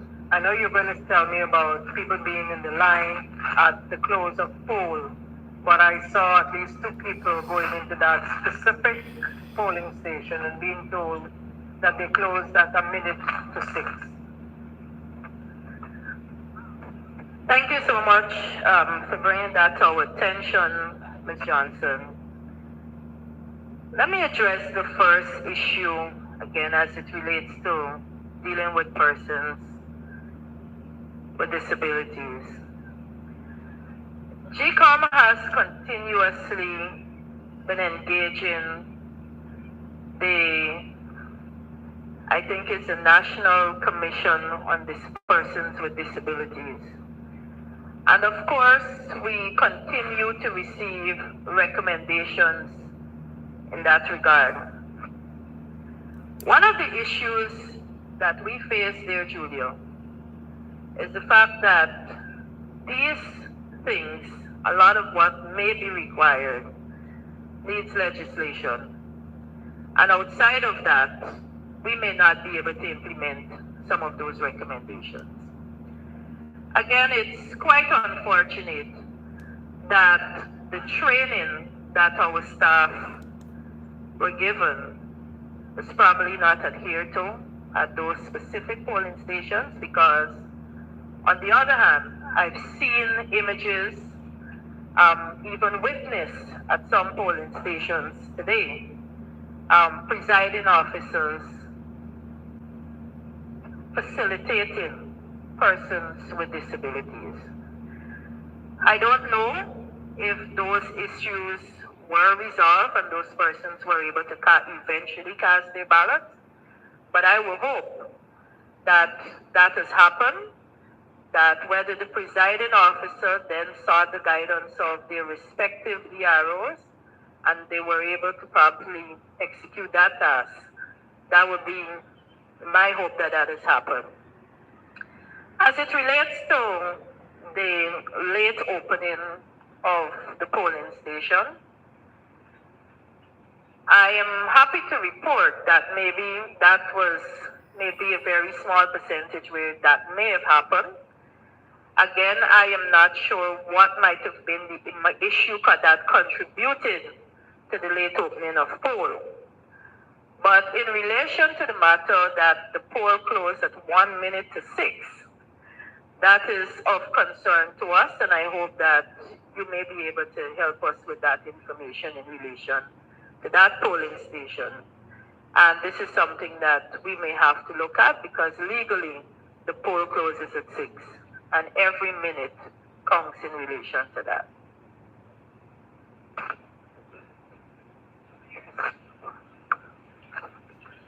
Samuel Sapanda, NCN News.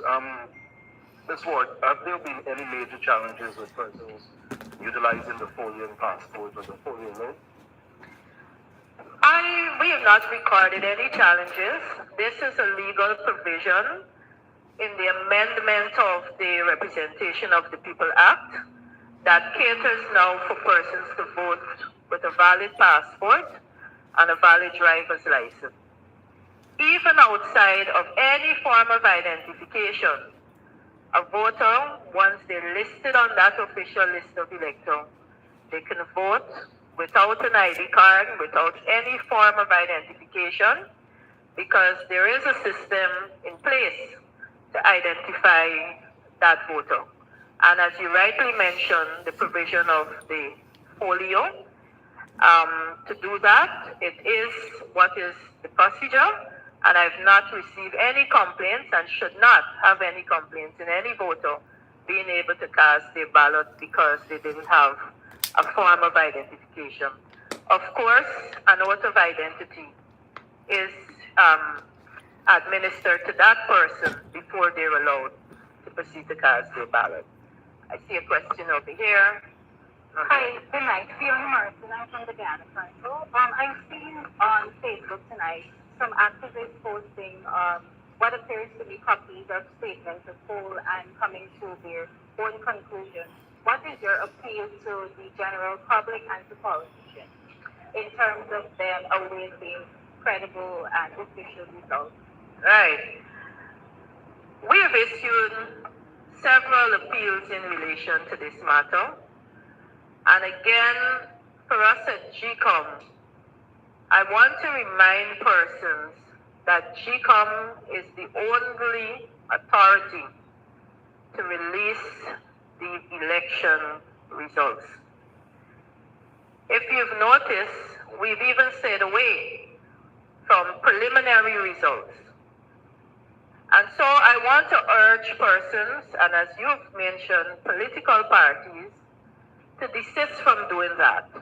We want to ask persons in particular to rely on the tool that is legally provided for by way of GECOM's website to ensure that they follow from that tool and so that they're not misguided by what is published out there. Hell no. So it is important for persons, particularly the electorate as a whole, to be only guided by what GECOM publishes in relation to any kind of results from these elections.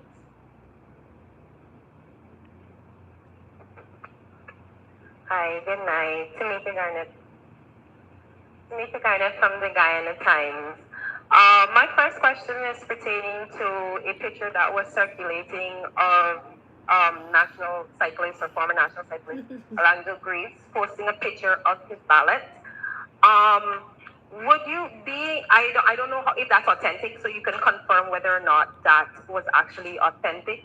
And would you say that GECOM did enough to prevent voters from taking their cell phones into the polling station, especially in light of the fact that we saw defiant voters during the discipline services voting, going in with their phones and taking pictures of their ballots. My next question is, we've seen a lot of reports circulating online of persons saying they went to vote, didn't have an ID card, were turned away, or they had conflicts with the presiding officers. At least one person was saying that they went to vote but was told that their name was ticked already. I don't know how authentic or not authentic some of these things are because, of course, fake news is common. But can you say what is the reporting mechanism or feedback mechanism that GECOM has available to citizens who would have encountered some issues at their polling station? What is the process for them to report to GECOM what happened with them at their polling station, and what is the next step going forward after that? If I'm saying something happened that prevented me, a valid citizen, from voting, how can I report this to GECOM, and what is the next step for me? Thank you, Tamika.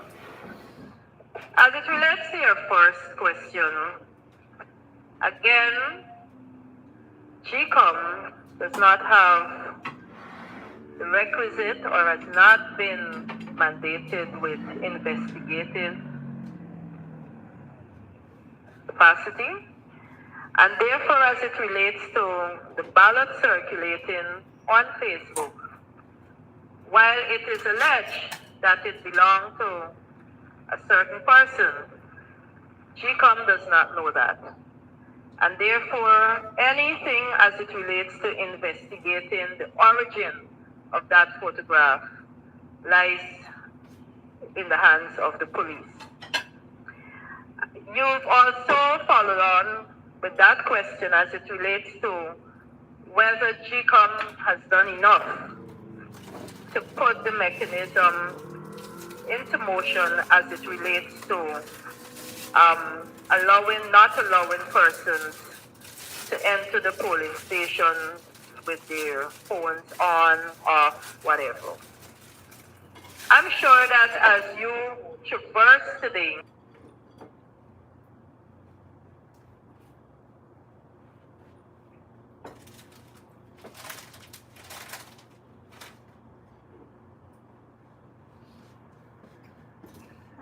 Internet gone?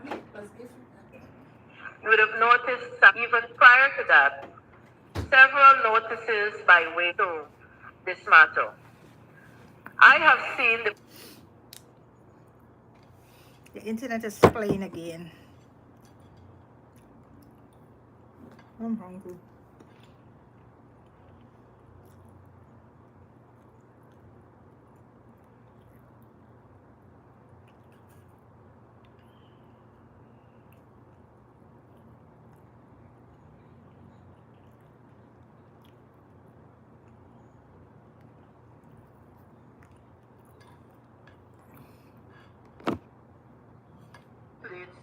a feedback mechanism. So this is an update You from rightly GECOM. started Press off that conference from question GECOM. as it relates to misinformation and disinformation. And so I will leave it right there to particularly note that we have to be very careful when we receive these reports. And therefore, I'm sure that as citizens, if they have such concerns, then of course GECOM is always willing to listen and hear what those concerns were. But again, we have to be very careful with the level of misinformation and disinformation that are peddled in the public domain. Are there other questions? Svetlana Marshall, News Source again. Sorry, tired. But yes, following up on Tamika's question, would GECOM be requesting formally for the police to launch an investigation into these illegal acts of having those ballots photographed, or you're going to leave it open for them to make the first jump at the investigation? My second question has to do with the chairman of the Elections Commission. We noticed her statement last night. I don't know if anyone in the room saw her for the day, but could you brief us on her visits, where she was able to visit, her engagement with electors and things like that? I haven't seen her. I don't know about the other reporters, but I haven't seen her. And would she be engaging journalists at this crucial point? Okay. Can you repeat the first question for me, Svetlana? Guys?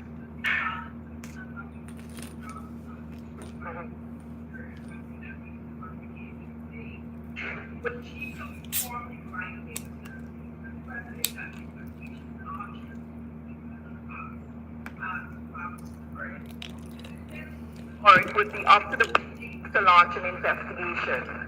All right. I can properly respond to the course of action at the next first briefing because, of course, I will not want to. I do not know the direction in which the commission will handle this particular matter. And so until I'm guided by what the next steps are in relation to that, only then I'll be able to say whether GECOM will formally write to the police or whether the police will take the necessary actions on their own.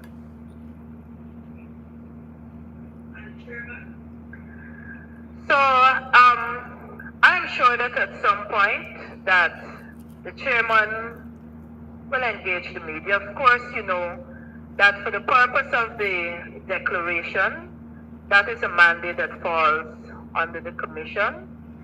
I've been engaged for the entire day, of course, distributing ballots for intermixing.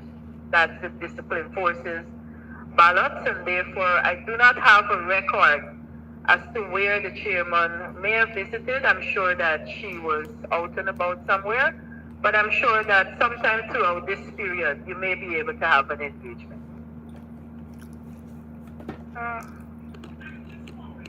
The chairman answer the question. Could you say where the chairman was? I'm unable to provide that information. But you know that she was somewhere. Right. Okay. My substantive question is, as we come to the end of this press conference here, one, is this the final press conference for today? And as it relates to final results, is it still before as projected? Okay. I think more than likely I should say this is likely to be our final press conference for this evening. As you know, we will have operations continuously ongoing, and therefore we would want to be engaged in those operations. But as I mentioned, the statement of poll gallery is live on our website, and therefore you can follow that gallery online during the course of the evening. But of course, if anything urgent arises, therefore, and we need to address that, it's more than likely that we can have one of this. I do not anticipate anything of that magnitude happening that will require us meeting in this space. But of course, this media center is open on a 24-hour basis, and therefore, you're all welcome to stay, and you're all welcome to follow our website in relation to those SOPs. So, more than likely, our next press conference will be scheduled for sometime tomorrow. Ms. Ward, Travis Chase, you said you were involved in the intermixing of the discipline services balloting today? Well, the dispatch of. You're the dispatch. You were also the logistical officer at GECOM? No, Mr. Chase. So isn't that the work of the logistical officer? Explain to me how that works, please. Mr. Chase, these ballots are dispatched across the country, and therefore it requires the support of all in our operations to ensure that it is done in a timely and efficient manner, of course in the presence of political party agents and on the police escort, to ensure that we cover all the gazetted polling stations where those ballots were expected to be introduced. Mr. Boaz, here I come again.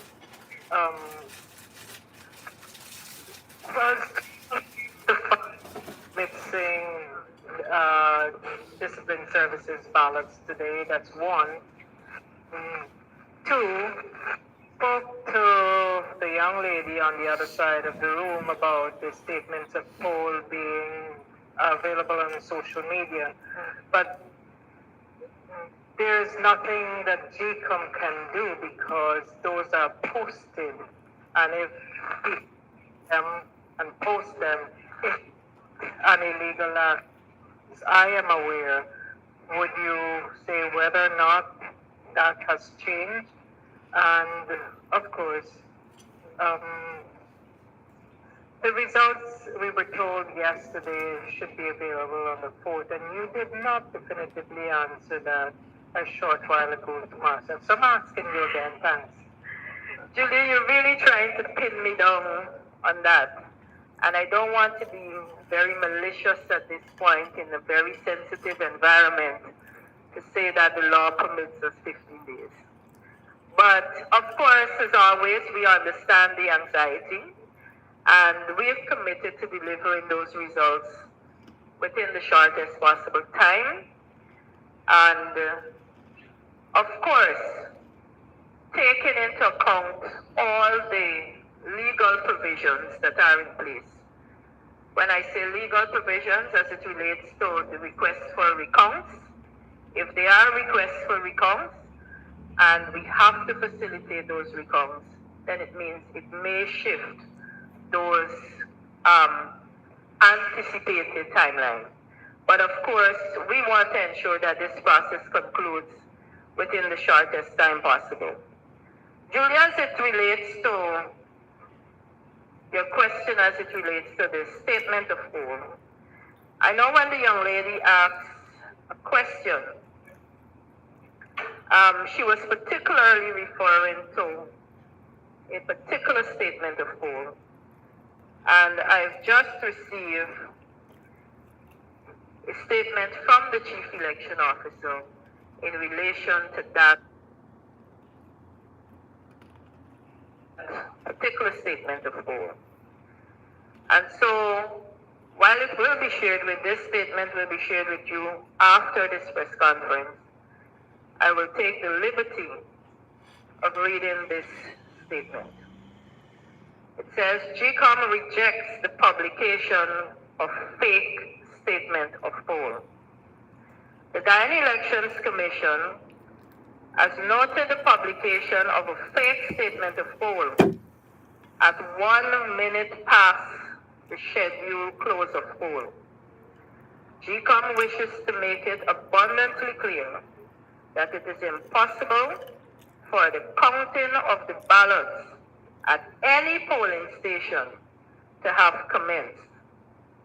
This despicable act can only be seen as creating a platform on which the political party associated with Team Mohammed's Facebook page can create the impression that it has been successful at the polls. GECOM takes the opportunity once again to appeal to all stakeholders to accept only the results of the elections that are posted on GECOM's website in the form of statements of poll.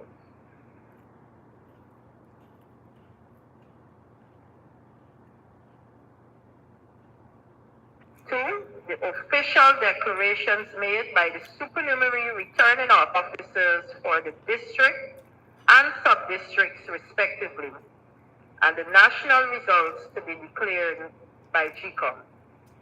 The publication of fake results will be put to the Guyana Police Force for investigation. I will share this statement with you after this briefing ends. Thank you, but you didn't answer the question on the discipline services ballot. Sure. Thanks for the reminder, Julia. And again, I am not sure at the time of this press briefing what is happening operationally. Those ballots will either be detected during the process of the count, and so there is a system in place already to ensure that as soon as it is detected, that it arrives in the respective region to ensure that it is counted in that particular district. So that process, I'm sure, as it unfolds during the count, that we will be able to identify those ballots. Ms. Ward, can you say what is the procedure from the time of the creation receipt of the poll to uploading? What could you run us through the process for GECOM? That is right. So then is the deputy returning officers. They are responsible for clusters of polling stations, and so once they've picked up those respective packages from the respective polling stations, it is then transported to the office of the supernumerary returning officer for the respective sub-district, or the returning officer for the respective district, where those districts just have returning officers. Thereafter, the process will commence for the uploading of all those SOPs to the GECOM website. And once all the SOPs have been uploaded, it is only at that point the tabulation process will commence. Do you know when the first SOPs will be uploaded based on what you've just said? You have a time frame? I'm unable to tell you that. That is an operation that is ongoing in the field, and I will not have that information here at this point. But what about for the least populated areas? Would it be easier for these to be done in a timely manner compared to the densely populated areas of the country? Right. So it may not always be about the population, but it has to also do with the terrain. And so while the population in a particular area may be very small, we also have to consider the terrain. And so again, those are other factors that we should also consider. What I can say to you then is our staff will be working around the clock. There's no stop. And therefore, sometime throughout tonight, I'm sure you can expect SOPs being uploaded to that portal. You had a question, Mr. Chase? Oh. With regards to the missing, the ballots that have not been accounted for, if those ballots are discovered tonight, hopefully they are, would the DCO be in a position to transport them to the respective regions? It must be done. Or it must be done.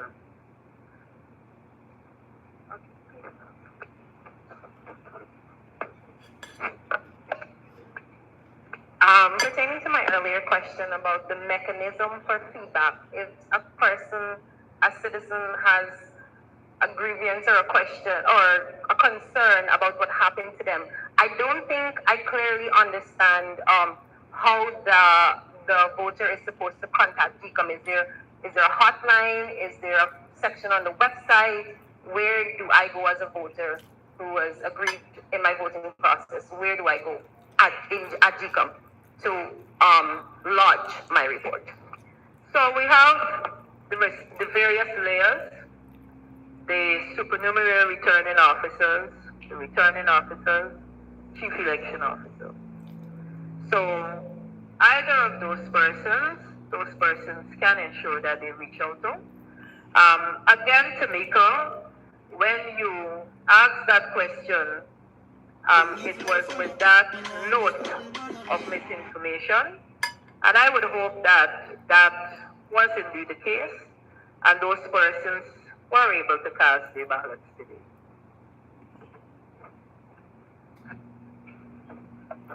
My final question has to do, I figured that the DCO is listening to this press conference if he's the person who responded to the fake SOP.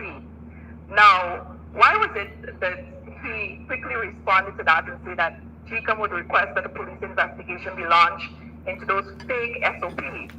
And we haven't seen the same level of commitment coming from GECOM with regards to investigating those persons who allegedly photographed their ballots. When this is something that happened first, when the members of the discipline forces went to vote, and and happened again today. Why not that same level of commitment to having these issues investigated? Thank you for your final question, Svetlana. And again, it's not the DCO, that was a statement from GECOM. And so you placed him in a difficult spot to respond to that particular question from GECOM. But I'm sure that it is something that tomorrow, at our next press briefing, we can further interrogate. So since that was Svetlana's final question, I don't see any other questions or hands raised in the room. Ladies and gentlemen of the media, first of all, I would like to take the opportunity as GECOM's Public Relations Officer to thank you for your cooperation and support in the field today. You've been wonderful in your coverage, and I look forward to the same kind of support as we continue to cover these elections to the point of a declaration. It would also be very remiss of me to conclude this press briefing this evening, not to, on behalf of the Commission, the CEO, and our entire operations team, to congratulate the people of Guyana who participated in this democratic process for being part of this very important exercise, and a good day that we had in the voting process.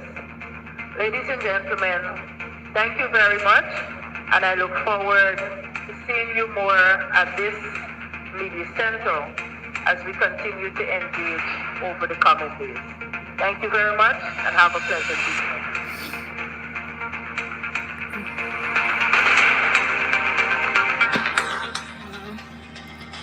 That in see what's going on.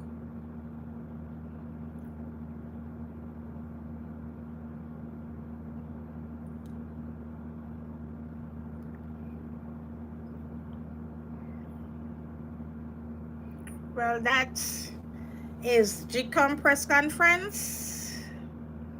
As the counting going on, and to my looking, you really got no kind of life going on, everybody. You know.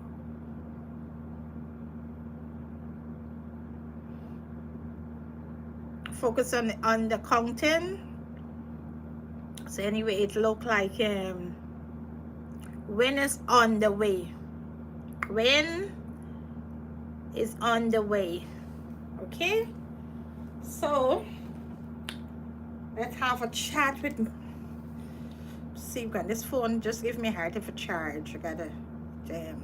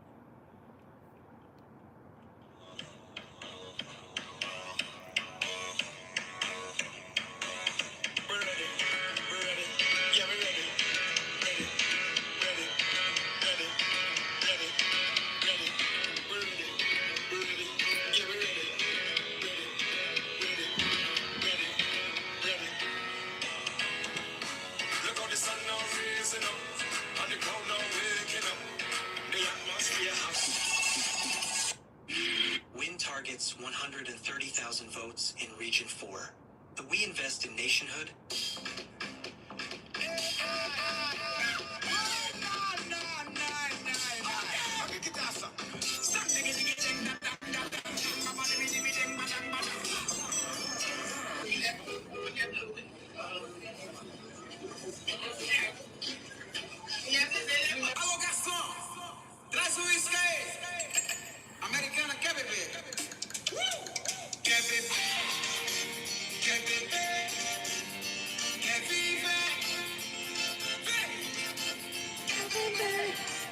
Increase a public in we are the dreamers, we make it happen, 'cause we build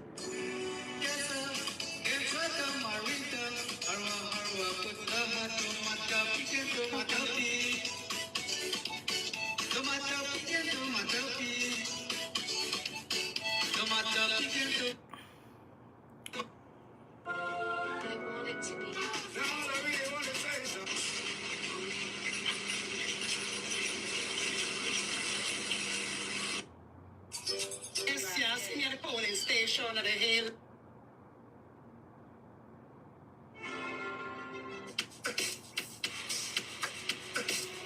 Sweet melody.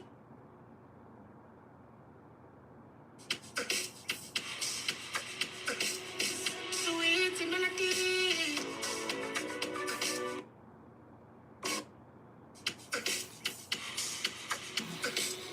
Sweet melody.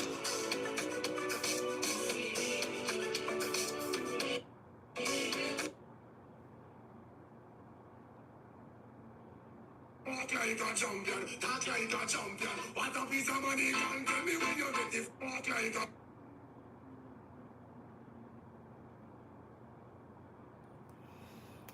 Well,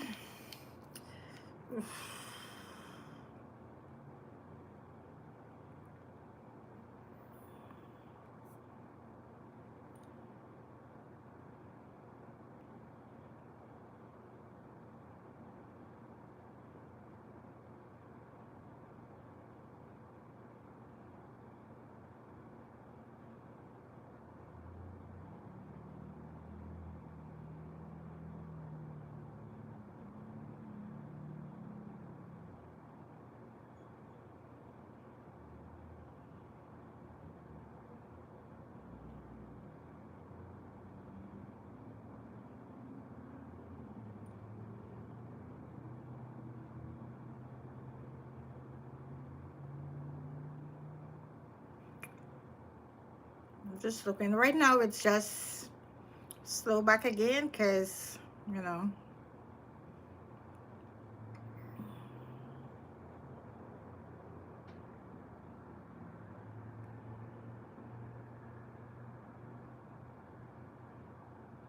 everybody paying attention to the counting the votes.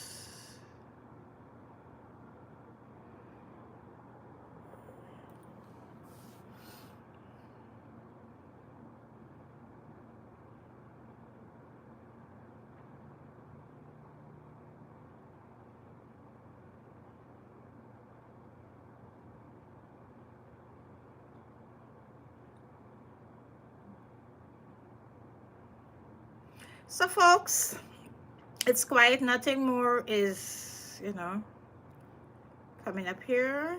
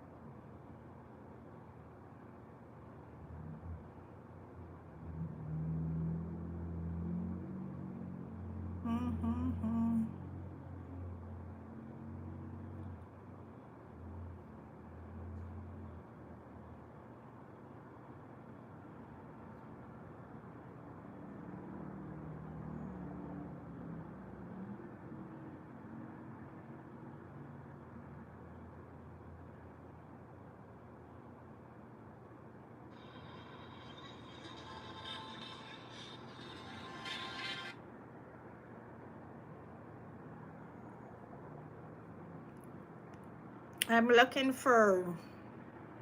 Minister, I'm at one of the polling stations, and the policeman is saying that he was told that he has to be inside. Could you...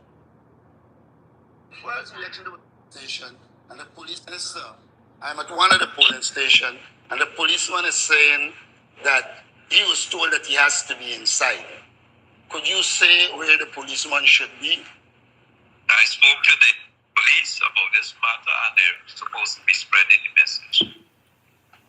Right? Yeah, because I would stay here till he go outside. He can stand at the door. Correct. Just outside. Doesn't have to be inside. You're not at the door. You have to be at the door on the outside. I don't talk to them. They have to be on the outside. All right. Well, with the inspector there, Lee, come. You have to be on the outside. Everything we do got consequences. The PO is comfortable with it. It is not the PO, it's the law. It is the law. And we have to work with what the It PO is the law. That is not true. It is the law, not the PO. So if the PO decided they could man the X for everybody.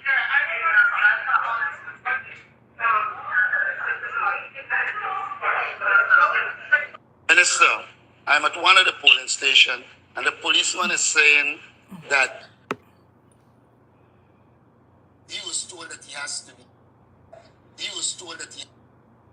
The first election that was overturned in this country is in 1947. The first election that was overturned in this country is in 1947 by elections with Cherry Jaguar. We don't have to clarify. Just now you didn't know that. You just now you went to history. Run this process. Me running no process. Me running no process. I am standing up for my party rights. That's all I'm doing. Me running no election. If they fix it out the last, I go about my business. If the police that we supposed to, I go about my business. But I'm not going to give you all the right to determine. The first election that was overturned in this country is in 1947 by elections with Cherry Jaguar. We don't have to clarify. Just now you didn't know that. You just now you went to history. Run this process. Me running no process. Me running no process. I am standing up for my party rights. That's all I'm doing. Me running no election. If they fix it out the last, I go about my business. If the police, he was told this, and I said to them under the law, the person must be seen, though that the ballot must be secret. And there, GECOM governs this election by law. The law says the body must be seen. We're satisfied with it like that. Who's we? I'm satisfied with it like that. I am not. My dear, this is law. Hear what the law says. The law says, must see the body. You don't want to see the boat. My agent must be. You can't stop the process. You can't tell me what to do. You cannot stop the process. GECOM is running this election. Outlines law. And if I come anywhere and I see the violation of the law, I will say to them it's a violation, it has to stop. I'm not afraid of any one of y'all, you know. Cut this nonsense out. But then abide by the law. Yes. And I said to them under the law, the person must be seen, though that the ballot must be secret. And there, GECOM governs this election by law. The law says the body must be seen. We're satisfied with it like that. Who's we? I'm satisfied with it like that. I am not. My dear, this is law. Hear what the law says. The law says must see the body. You don't want to see the boat. My agent must be. You can't stop the process. You can't tell me what to do. You cannot stop the process. GECOM is running this election. Outlines law. And if I come anywhere and I see the violation of the law, I will say to them it's a violation, it has to stop. I'm not afraid of any one of y'all, you know. Cut this nonsense out. But then abide by the law. Yes.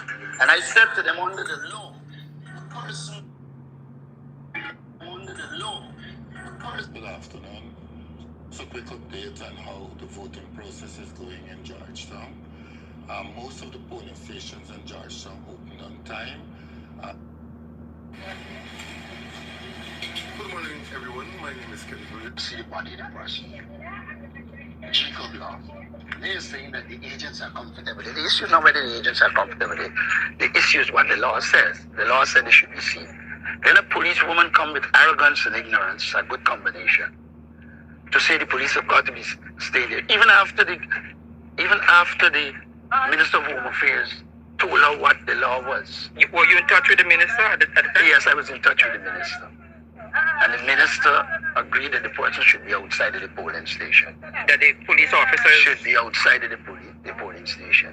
But she came as if she's God, and no police can be outside, etc. It's a violation of law. I said she hoping the PPP win.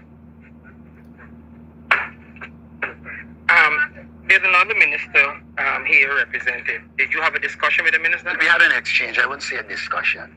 She would do anything that permits the PPP to be involved in illegalities. So it didn't make much sense engaging her. Mr. Norton, you know that's a serious charge. Yes. What's a charge? That she would do anything that would... Correct. That's what the PPP does all the time. She wants the situation where you can't see the person, so that whatever they want to happen could happen.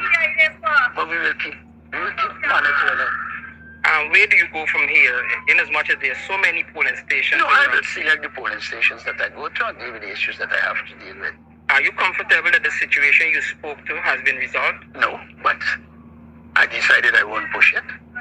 So what do you think would be a natural? Are you going to file a claim to the GECOM authorities? I'm not going to file a claim. I know what I will do. All right, thank you for your time. Oh.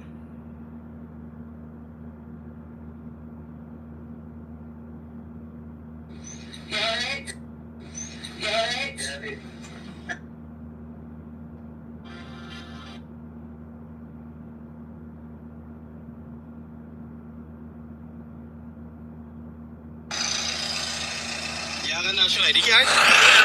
That's the ID card?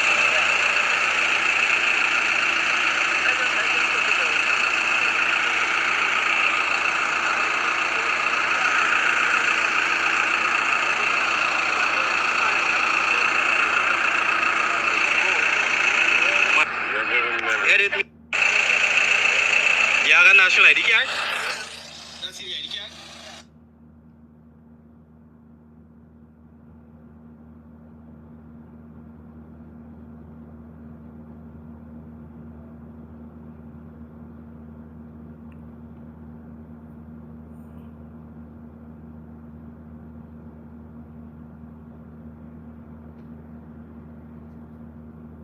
Well,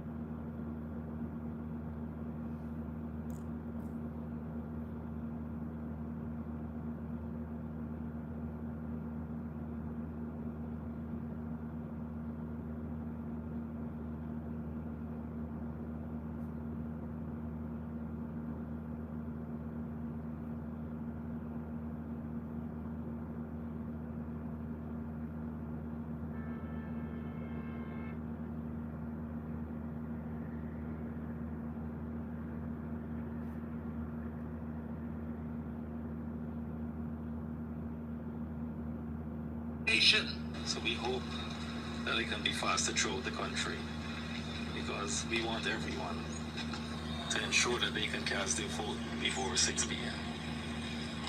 How was the process this morning? Very slow.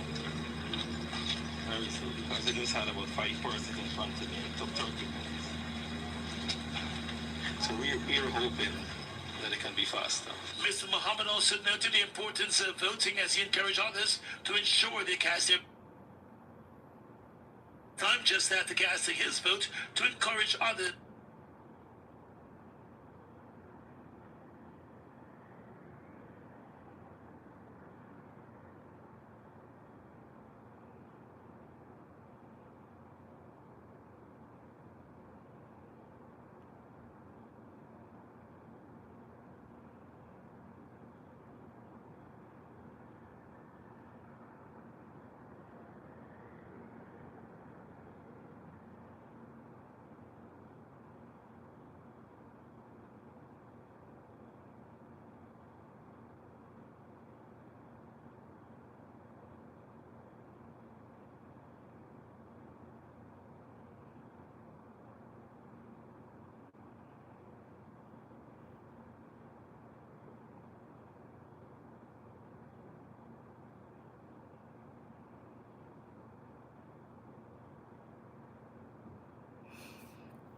Hey guys, nothing news, no update, no updates. So we ain't getting no updates. Everybody busy with it, you know.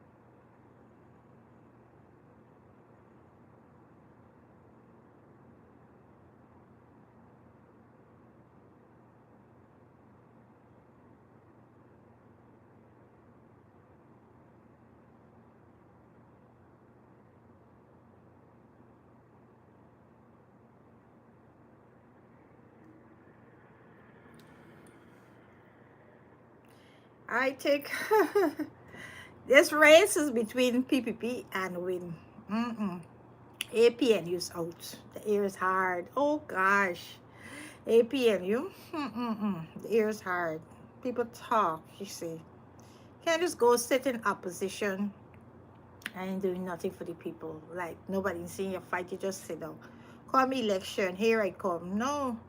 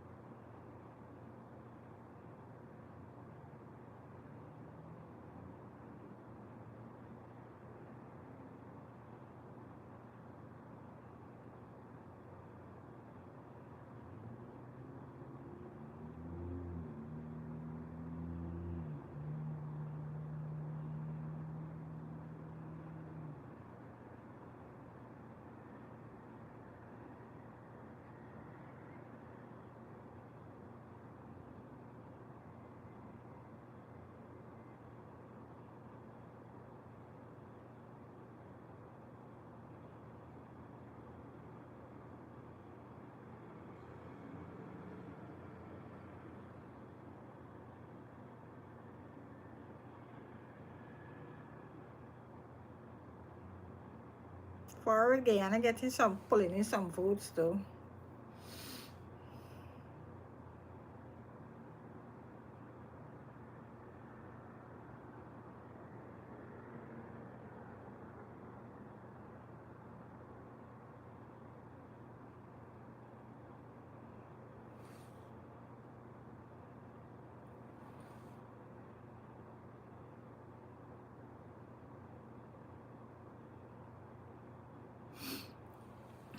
Anyway, guys, they got nothing more, no updates. If anything later, I'll update you. We can watch it together. But for now, the counting is going on right now in Guyana election. It's counting, so nobody's live. You know, nobody's live, so you're not really getting update. You're just getting, you know. How's this now? Let me see what's going on. No, that's that.